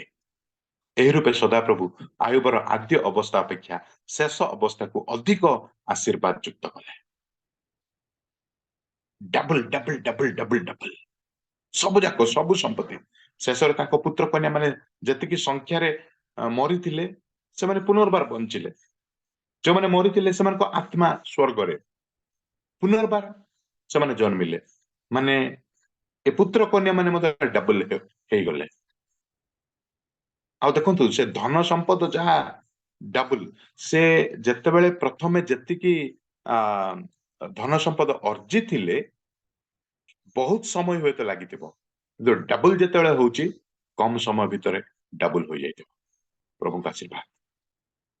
ପ୍ରିୟ ବନ୍ଧୁ, ଆଜି ଆମମାନଙ୍କ ଜୀବନୀ, ଆମମାନଙ୍କ ଜୀବନ ଶୈଳୀ କେଉଁ ପ୍ରକାର, କେମିତି ଆମେ ପବିତ୍ର ହୋଇପାରିବା କି? ଆୟୁବଙ୍କ ପରି ପବିତ୍ର, ପରିପକ୍ୱ, ପ୍ରାର୍ଥନାଶୀଳ ହୋଇପାରିବା କି? ଦୁଃଖରେ ମଧ୍ୟ, ହାରିବା ବେଳେ ମଧ୍ୟ, ହରେଇବା ବେଳେ ମଧ୍ୟ ପ୍ରଭୁଙ୍କୁ ଧନ୍ୟବାଦ ବୋଲି କହିପାରିବା କି? ଯଦି ଆମ ଜୀବନ ଶୈଳୀ ସେହି ପ୍ରକାର, ଆଶୀର୍ବାଦ ଆଜି ମଧ୍ୟ ପ୍ରଭୁ ଆମକୁ ଶକ୍ତିଯୁକ୍ତ ଭାବେ ବ୍ୟବହାର କରି ତାଙ୍କ ପାଇଁ, ତାଙ୍କ ଗୌରବାର୍ଥେ ଏ ଛୋଟିଆ ଜୀବନକୁ ଆଉ ପ୍ରଭୁ ପ୍ରସ୍ତୁତ କରିବେ ଆଉ ବଡ ଉଚ୍ଚୀକୃତ ଭାବେ ବ୍ୟବହାର କରିବେ। ଆସୁ ଆମେ ସମସ୍ତେ ଆୟୁବଙ୍କ ପରି ପବିତ୍ର, ପ୍ରାର୍ଥନାଶୀଳ ଏବଂ ପ୍ରଶଂସାର ଜୀବନ ଯାପନ, ପ୍ରଭୁଙ୍କ ପାଇଁ ପ୍ରଶଂସାର ଜୀବନ ଆମେ ଯାପନ କରୁ। ପ୍ରଭୁ ଅଳ୍ପ ବାକ୍ୟରେ ପ୍ରତ୍ୟେକଙ୍କୁ ଆଶୀର୍ବାଦ କରନ୍ତୁ। ଧନ୍ୟବାଦ। ପ୍ରଭୁଙ୍କ ନାମର ଧନ୍ୟବାଦ ହେଉ। ପ୍ରଭୁଙ୍କ ଦାସ ପାଣି ସାର୍ ଅତି ସୁନ୍ଦର ଭାବରେ ପ୍ରଭୁଙ୍କର ବାକ୍ୟକୁ ଆଜି ଆମମାନଙ୍କ ସମ୍ମୁଖରେ ପ୍ରକାଶ କରିଅଛନ୍ତି। ବାସ୍ତବରେ ଯେଉଁ ବାକ୍ୟର ଆବଶ୍ୟକତା ପ୍ରଭୁ ତାଙ୍କ ଦାସଙ୍କ ମୁଖରେ କହିଅଛନ୍ତି, ଆମେ ସମସ୍ତେ ଶୁଣିଛୁ, ମୁଁ ଆଶା କରେ ଆମେ ସମସ୍ତେ ବୁଝିଛୁ ମଧ୍ୟ। ଆଉ ବାକ୍ୟ ଦେଇ ପ୍ରଭୁ ଆମମାନଙ୍କୁ ଆଜି ଆଶୀର୍ବାଦ କରିଅଛନ୍ତି। ଯଦି ବାକ୍ୟକୁ ଯଦି ମୁଁ ପୁନର୍ବାର ଦୋହରେଇବି ଡବଲ ମେସେଜ ହେବ, ତାହା ଠିକ ମୁଁ ମନେ କରେ ନାହିଁ। ତେଣୁ ଆସନ୍ତୁ ଅତି ସୁନ୍ଦର ବାକ୍ୟ ପାଇଁ ପ୍ରଭୁଙ୍କୁ ଧନ୍ୟବାଦ ଦେବା ସହିତ ପ୍ରଭୁଙ୍କ ଦାସଙ୍କୁ ଆମେ ଏକ ଉଚ୍ଚ କରତାଳ ଦେଇ ଧନ୍ୟବାଦ ଦେବା। ଆଉ ଏହି ସମୟରେ ଆମେ ପ୍ରାର୍ଥନା କରିବା। ଆଉ ମୁଁ ଅନୁରୋଧ କରୁଛି ଆମମାନଙ୍କ ମଧ୍ୟରେ ପ୍ରଭୁଙ୍କ ଦାସ ଆଉ ତାବଡ଼ା ମଣ୍ଡଳୀର ଡିକନ ଆଉ କରାଡ଼ ସାର୍ ଅଛନ୍ତି, ହସେ କରାଡ଼ ସାର୍ ଅଛନ୍ତି। ଆଉ ପ୍ରଭୁଙ୍କ ଦାସ ଶୁଣିବେ, ମୁଁ କିଛି ବିଷୟ କହିବି। ଆଉ ଆପଣଙ୍କର କରାଡ଼ ସାର୍ଙ୍କ ପ୍ରାର୍ଥନା ସରିଲା ପରେ ଆଉ ଆମମାନଙ୍କ ମଧ୍ୟରେ ପ୍ରଭୁଙ୍କ ଦାସ ଅଛନ୍ତି, ଆଉ ରେଭରେଣ୍ଡ ଡକ୍ଟର ଏସ୍.କେ. ଜେନା ସାର୍ ଆଦର୍ଶ ପ୍ରାର୍ଥନା କରିବେ। ଆଦର୍ଶ ପ୍ରାର୍ଥନା ସରିଲା ପରେ ଆମମାନଙ୍କର ପ୍ରିୟ ପ୍ରଭୁଙ୍କ ଦାସ ରେଭରେଣ୍ଡ ଲାଭବାନ ରାଉଳ ସାର୍ ଆଶୀର୍ବାଦ ପ୍ରାର୍ଥନା କରିବେ। ପ୍ରଥମେ କରାଡ଼ ସାର୍ ପ୍ରାର୍ଥନା କରିବେ, ତାପରେ ଆଦର୍ଶ ପ୍ରାର୍ଥନା ଆଉ ଜେନା ସାର୍ କରିବେ ଏବଂ ଆଶୀର୍ବାଦର ପ୍ରାର୍ଥନା ରାଉଳ ସାର୍ କରିବେ। ଆଉ ପ୍ରାର୍ଥନାର ବିଷୟ ହେଉଛି ଯେ ଅତି ସୁନ୍ଦର ଭାବରେ ବର୍ଷିପ କରିଥିଲେ ପ୍ରଭୁଙ୍କ ଦାସ ଆଉ ରେଭରେଣ୍ଡ ସି ରବର୍ଟ ଜାକବ ସାରଙ୍କ ପାଇଁ, ତାଙ୍କ ସେବା କାର୍ଯ୍ୟ ପାଇଁ, ପରିବାର ପାଇଁ ପ୍ରାର୍ଥନା କରିବା। ଦ୍ୱିତୀୟ ବିଷୟ, ଆଜି ଅତି ସୁନ୍ଦର ଭାବରେ ଆୟୁବଙ୍କ ଜୀବନୀ ବିଷୟ ନେଇ ଆମମାନଙ୍କ ମଧ୍ୟରେ ଗୁରୁତ୍ୱ ଗୁଣ ଗୁଡ଼ିକ, ଗୁରୁତ୍ୱ ପଏଣ୍ଟ ଗୁଡାକ ପ୍ରକାଶ କରିଅଛନ୍ତି ଆଉ ପ୍ରଫେସର ଡକ୍ଟର ରାଜପତି ପାଣି ସାର୍ ଆଉ ତାଙ୍କ ପାଇଁ, ତାଙ୍କ ସେବା କାର୍ଯ୍ୟ ପାଇଁ, ପରିବାର ପାଇଁ ପ୍ରାର୍ଥନା କରିବା। ତୃତୀୟ ବିଷୟ ଯେ ଆମେ ଜୁମ୍ରେ ଯେତେ ଲୋକ ଜଏନ୍ କରିଛୁ, ପ୍ରଭୁଙ୍କ ବାକ୍ୟକୁ ଶ୍ରବଣ କରିଛୁ, ଆଉ ଯେପରିକି ଆମେମାନେ ମଧ୍ୟ ଗୋଟେ ଗୋଟେ ଆୟୁବ ଭଳି ହେଇ ଜୀବନ କାଟି ପାରିବା, ସେଥି ନିମନ୍ତେ ପ୍ରାର୍ଥନା କରିବେ। चतुर्थ विषय जे रियल मिनिस्ट्री ऑफ इंडिया आनुकूल्य अनुष्ठित होउछि 5 दिनर प्रोग्राम स्वर्गीय मान्ना कार्यक्रम चतुर्थ दिन आज थिला आसंता काली की पंचम दिन अर्थात शेष दिन प्रोग्राम रो शेष दिन किंतु जूम रो शेष दिन नाही जूम तो कंटिन्यू चालू थिबो आउ प्रोग्राम रो शेष दिन आउ आसंता काली की आउ स्वाधीन प्रचारक रेवरेंड उपेंद्र परिचा सार वाक्य नहीं आसुअछंती आसंता काली रो प्रोग्राम पाई मध्य प्रार्थना करिवे ता सहित जूम रे उपस्थित होइतिबा प्रत्येक व्यक्ति विशेषଙ୍କ ପାଇଁ प्रत्येक परिवार ପାଇଁ प्रार्थना करिवे जानत अजानत रे अनेक लोक असुस्थ थाई पारंती समस्तଙ୍କର सुस्थ सबल ପାଇଁ ମଧ୍ୟ प्रार्थना करिवे ता सहित आओ एई चलित मास फेब्रुआरी 25 तारिख रु 28 तारिख पाओ जो 4 दिनर महासभा गजपति जिला रणालय मंडली रे अनुष्ठित हेबो उक्त सभार सफलता निमंते ମଧ୍ୟ प्रार्थना करिवे ए समस्त विषय नै कराट सार प्रार्थना करिवे बोली मु अनुरोध करे समस्त को नमस्कार आसंतु प्रार्थना करिवा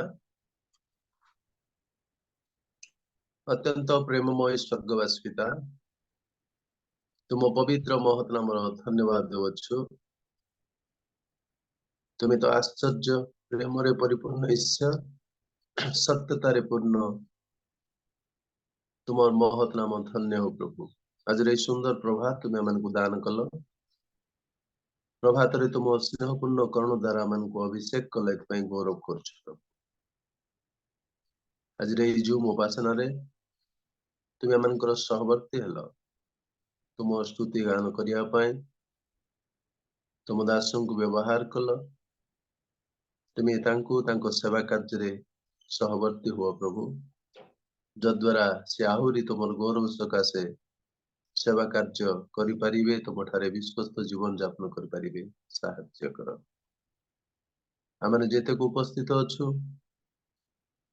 आमने अपना अपना को तुम चंचल अवनत करछु प्रभु आज सुंदर शिक्षा मैंने पाइछु कौनसी सूचना कौनसी निर्देश कौनसी व्यवस्था थिबा पूर्वरु तुम्हें आयबंक जीवन रे महत् कार्य कल कारण तुम्हें मनुष्य को अपना सादृश्य रे गढ़ी अछ मनुष्य जीवन रे विवेक स्थापन करिछ आत्मा स्थापन करिछ प्रभु तुम गौरव सकाशे जीवन यापन करिया बेमान को कृपा कर केवल माने मुखरे तुम प्रशंसा न करी आमानकर जीवन जे प्रकार तुम प्रशंसा करि परिबो सेई जीवन आमानक मध्यरे ढाली दियो प्रभु जेते आमानक मध्यरे हे प्रभु दुखर समय अछि विवादर समय अछि प्रतिबंधकर समय अछि ए समस्त समय मध्यरे तुम गौरव करिया पई कृपा कर तुम तुम दासों को व्यवहार कल प्रभु तुम वाक्यर सत्यता बुझिया पई आमान को साहाय्य कल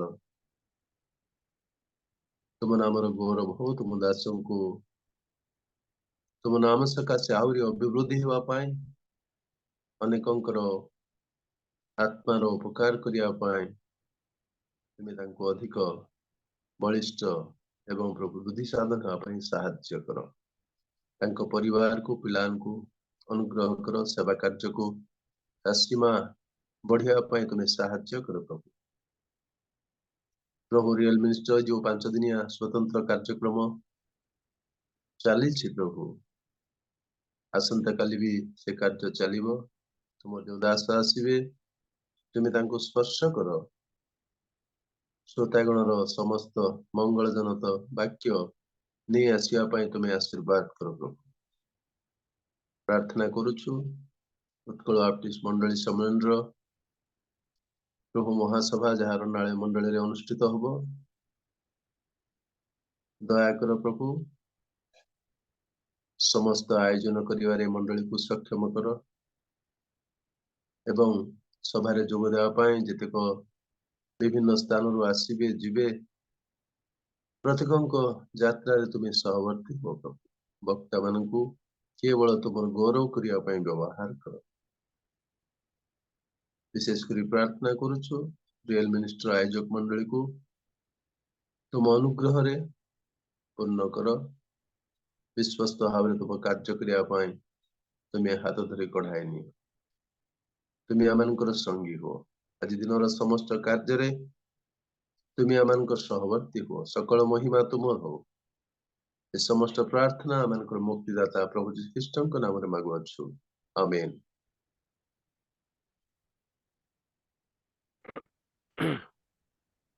ଆସନ୍ତୁ ଆମମାନେ ସମସ୍ତେ ମିଶି ପ୍ରଭୁ ଶିକ୍ଷା ପ୍ରାର୍ଥନା କରିବା। हे ଆମମାନଙ୍କ ସ୍ୱର୍ଗସ୍ଥ ପିତା, ତୁମ ନାମ ପବିତ୍ର ବୋଲି ମାନ୍ୟ ହଉ। ତୁମ ରାଜ୍ୟ ଆସୁ, ଯେ ରୂପେ ସ୍ୱର୍ଗରେ ସେ ରୂପେ ପୃଥିବୀରେ ତୁମର ଇଚ୍ଛା ସଫଳ ହଉ। ଆଜି ଆମମାନଙ୍କୁ ପ୍ରୟୋଜନ ଆହାର ଦିଅ। ଆମମାନେ ଯେମନ୍ତ ନିଜ ନିଜ ଅପରାଧୀମାନଙ୍କୁ କ୍ଷମା କରିଅଛୁ, ତେମନ୍ତ ଆମମାନଙ୍କ ଅପରାଧ ସବୁ କ୍ଷମା କର। ପରୀକ୍ଷାରେ ଆମମାନଙ୍କୁ ନ ଆଣ, ସର୍ବମନ୍ଦ ରକ୍ଷା କର। ଯେଉଁ ରାଜତ୍ୱ, ପରାକ୍ରମ, ଗୌରବ ସଦାସର୍ବଦା ତୁମ୍ଭରି ହଉ। ଆମେନ୍।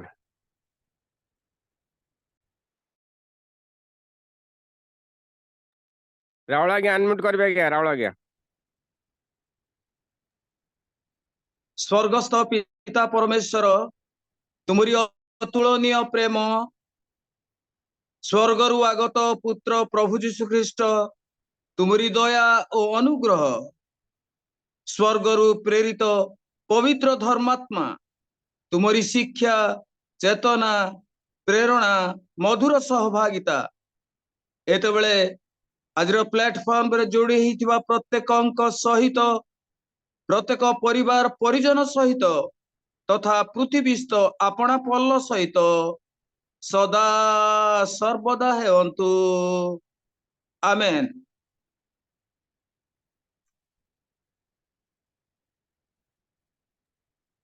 ଧନ୍ୟବାଦ ସାର୍, ଆପଣ ମାନେ ବୋଝର ସହିତ ପ୍ରାର୍ଥନା କରିଛନ୍ତି। ଆଉ ବିଳମ୍ବ କରିବା ନାହିଁ, ଆଉ ଧନ୍ୟବାଦ କାର୍ଯ୍ୟକ୍ରମ କରିବା। ଆମମାନଙ୍କ ମଧ୍ୟରେ ପ୍ରଭୁଙ୍କ ଦାସୀ ଅଛନ୍ତି, କିଏ ସଂଯୁକ୍ତା ରେଖା ମ୍ୟାଡମ ଅଛନ୍ତି, ରାୟଗଡା ଟିକିଲିରୁ ଜଏନ କରିଛନ୍ତି। ପ୍ରଭୁଙ୍କ ଦାସୀଙ୍କୁ ମୁଁ ଅନୁରୋଧ କରେ ସେ ସମ୍ମୁଖକୁ ଆସିବେ ଆଉ ସେ ଧନ୍ୟବାଦ କାର୍ଯ୍ୟକ୍ରମ କରିବେ। ଉପସ୍ଥିତ ପ୍ରତ୍ୟେକଙ୍କୁ ମୋର ଆନ୍ତରିକ ନମସ୍କାର। ପ୍ରେଜ୍ ଦ ଲର୍ଡ। ଆଉ ପ୍ରଭୁଙ୍କର ଗୌରବ ହଉ, ମହିମା ହଉ, ସୁଯୋଗ ନିମନ୍ତେ ଧନ୍ୟବାଦ ଆଜ୍ଞା। ଆଜିର ପ୍ରଭାତ 4:30 ଏପର୍ଯ୍ୟନ୍ତ ପ୍ରଭୁ ଆମମାନଙ୍କର ସହବର୍ତ୍ତୀ ରହିଲେ, ଅନୁଗ୍ରହ କଲେ। ସବୁ ବିଷୟରେ ପ୍ରଭୁ ଆମମାନଙ୍କର ସାହାଯ୍ୟ କରିଅଛନ୍ତି। ତାଙ୍କର ଯୋଜନା ମୁତାବକ ଆଜି ଆମମାନେ ଏଇ ରିଅଲ ମିନିଷ୍ଟ୍ରି ଅଫ ଇଣ୍ଡିଆ ତରଫରୁ ଏ ଅନଲାଇନ ମାଧ୍ୟମରେ ବସି ସମସ୍ତେ ପ୍ରଭୁଙ୍କର ଗୌରବ କରିବାର ସୁଯୋଗ ପାଇଛୁ। ଆଉ ପରମେଶ୍ୱରଙ୍କର ଦୟା, ପରମେଶ୍ୱରଙ୍କର ଅନୁଗ୍ରହ ହେତୁ ଏ ସୁଯୋଗ ପାଇଥିବାରୁ ଆସନ୍ତୁ ଆମମାନେ ପ୍ରଥମେ ପରମେଶ୍ୱରଙ୍କୁ ଏକ ଉଚ୍ଚ କରତାଳ ଦେଇ ଆମମାନେ ପ୍ରଭୁଙ୍କର ଗୌରବ କରିବା, ଧନ୍ୟବାଦ ଅର୍ପଣ କରିବା। ପ୍ରେଜ୍ ଦ ଲର୍ଡ, ପ୍ରେଜ୍ ଦ ଲର୍ଡ, ପ୍ରେଜ୍ ଦ ଲର୍ଡ। ବିଶେଷ ଧନ୍ୟବାଦ ଦେବାକୁ ଚାହେଁ ଆଜି ଆମମାନଙ୍କର 4:30 ରୁ 5ଟା ପର୍ଯ୍ୟନ୍ତ ଆମମାନଙ୍କର ଅତି ପ୍ରିୟ ଦିଦି ଆଉ ହେମଲତା ସୁନା ଦିଦି ଅତି ସୁନ୍ଦର ଭାବରେ ବିଭିନ୍ନ ବିଷୟ ନେଇ ବୋଝର ସହିତ ପ୍ରାର୍ଥନା ଆଉ ମଧ୍ୟସ୍ଥି ପ୍ରାର୍ଥନାକୁ କଢାଇ ନେଇଥିଲେ।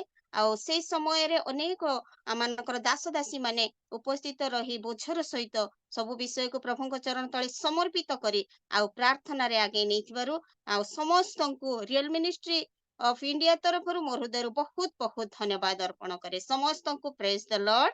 ପ୍ରଭୁ ଆଶୀର୍ବାଦ କରନ୍ତୁ। ଆଉ ଯେତେବେଳେ ମୁଁ ଧନ୍ୟବାଦ ଅର୍ପଣ କରୁଥିବି ସେଇ ସମୟରେ ଆପଣ ମାନେ ଦୟାକରି ସମସ୍ତଙ୍କୁ କରତାଳ ମାଧ୍ୟମରେ ଧନ୍ୟବାଦ ଦଉଥିବେ। ଆଉ ବିଶେଷ ଧନ୍ୟବାଦ ଦେବାକୁ ଚାହେଁ ଆଜି ଆମମାନଙ୍କ ମଧ୍ୟରେ ଆମମାନଙ୍କର ସୁଦୂର ଉଟିରୁ ଆମମାନଙ୍କ ସହିତ ଜଡିତ ହେଇ ଆମମାନଙ୍କର ଅତି ପ୍ରିୟ ଆଜ୍ଞା ଆଉ ରେଭରେଣ୍ଡ ସି ରବର୍ଟ ଜେକବ ଆଜ୍ଞା ଅତି ସୁନ୍ଦର ଭାବରେ ଆଉ ପୁରୁଣା ଗୀତ ଗୁଡାକ ଯାହାକି ଆମେ ଛୋଟ ସମୟର ଏ ଗୀତ ଗୁଡାକ ଶୁଣି ଶୁଣି ଆସୁଅଛୁ ଆଉ ପ୍ରଭୁଙ୍କର ଗୌରବ କରୁଅଛୁ, ସେହି ଗୀତ ଗୁଡାକ ଗାଇକି ପ୍ରଭୁଙ୍କର ଗୌରବ କରିଛନ୍ତି। ଆରାଧନା ମାଧ୍ୟମରେ ଆମମାନଙ୍କୁ ପ୍ରଭୁଙ୍କର ସେ ଉପସ୍ଥିତିରେ କଢାଇ ନେଇଥିବାରୁ ଆଉ ସି ରବର୍ଟ ଜେକବ ଆଜ୍ଞାଙ୍କୁ ଆଉ ରିଅଲ ମିନିଷ୍ଟ୍ରି ଅଫ ଇଣ୍ଡିଆ ତରଫରୁ ମୋ ହୃଦୟରୁ ବହୁତ ବହୁତ ଧନ୍ୟବାଦ ଅର୍ପଣ କରେ। ପ୍ରେଜ୍ ଦ ଲର୍ଡ ଆଜ୍ଞା। ପ୍ରଭୁ ଆଶୀର୍ବାଦ କରନ୍ତୁ, ଅନୁଗ୍ରହ କରନ୍ତୁ। এই ପ୍ରକାର ମାନଙ୍କ ସହିତ ଜଡିତ ହେଇ ଆଉ ପ୍ରଭୁଙ୍କର ଗୌରବ ନିମନ୍ତେ ଆପଣ ବ୍ୟବହୃତ ହେଉଥାନ୍ତୁ। ବିଶେଷ ଧନ୍ୟବାଦ ଦେବାକୁ ଚାହେଁ ଆଜି ଆମମାନଙ୍କ ନିମନ୍ତେ ଆଜି ଆମମାନଙ୍କର ହଉଛି ସ୍ୱର୍ଗୀୟ ମାନା ଆଉ ଯାହାକି ଚତୁର୍ଥ ଦିବସ ଅଟେ। ଏଇ ଚତୁର୍ଥ ଦିବସରେ ଆଜି ଆମମାନଙ୍କ ଗହଣରେ ଆମମାନଙ୍କର ମହାନ ପରମେଶ୍ୱରଙ୍କର ଅତି ପ୍ରିୟ ଦାସ ଆଉ ପ୍ରଫେସର ଡକ୍ଟର ଆଉ ଆମମାନଙ୍କର ରାଜପତି ପାଣି ଆଜ୍ଞା ଆଜି ଆମମାନଙ୍କ ଗହଣରେ ଉପସ୍ଥିତ ରହି ଆଇବଙ୍କ ଜୀବନୀ ବିଷୟରେ ଅତି ସୁନ୍ଦର ଭାବରେ ଆମମାନଙ୍କୁ ଶିକ୍ଷା ପ୍ରଦାନ କରିଥିବାରୁ आजिर वक्ता महाशय को आउ रियल मिनिस्ट्री ऑफ इंडिया तरफ पुणी मोर हृदय बहुत बहुत धन्यवाद अर्पण करे।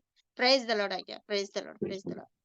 आ विशेष धन्यवाद देवा को चाहे आउ आज आमान गहण उपस्थित रही आज प्रार्थना रे आमानकर प्रार्थना रे सहयोग कले आमानकर अति प्रिय पालक हसियो कराड़ आज्ञा आउ अति सुंदर भाव बोझर सहित आउ प्रार्थना करिथिबारु आज्ञा को मध्य रियल मिनिस्ट्री ऑफ इंडिया तरफ मोर हृदय बहुत बहुत धन्यवाद दे। प्रेज द लॉर्ड आज्ञा। आ विशेष धन्यवाद देवा को चाहे आमानकर अति प्रिय आज्ञा रेवरेंट एसके जेना आज्ञा को सी आमान को प्रभुंकर आदर्श प्रार्थना रे अति सुंदर भाव कढ़ाई नहीं थिबारु आज्ञा को मध्य आमानकर रियल मिनिस्ट्री ऑफ इंडिया तरफ मोर हृदय बहुत बहुत धन्यवाद दे। प्रेज द लॉर्ड आज्ञा, प्रेज द लॉर्ड।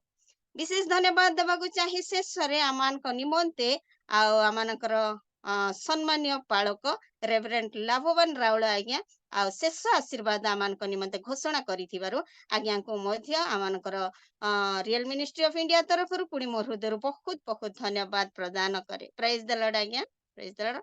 विशेष धन्यवाद देवा को चाहे आज आमान को परिचालना रे आमानकर होस्ट आज्ञा आ पीटर कर आज्ञा आज आमान को गहण उपस्थित रही अति सुंदर भाव रे आ 5टा रे पर्यंत से प्रिजाइडिंग रे आमान को सहाय्य करिथिबारु आज्ञा को मध्य बहुत बहुत धन्यवाद प्रदान करे।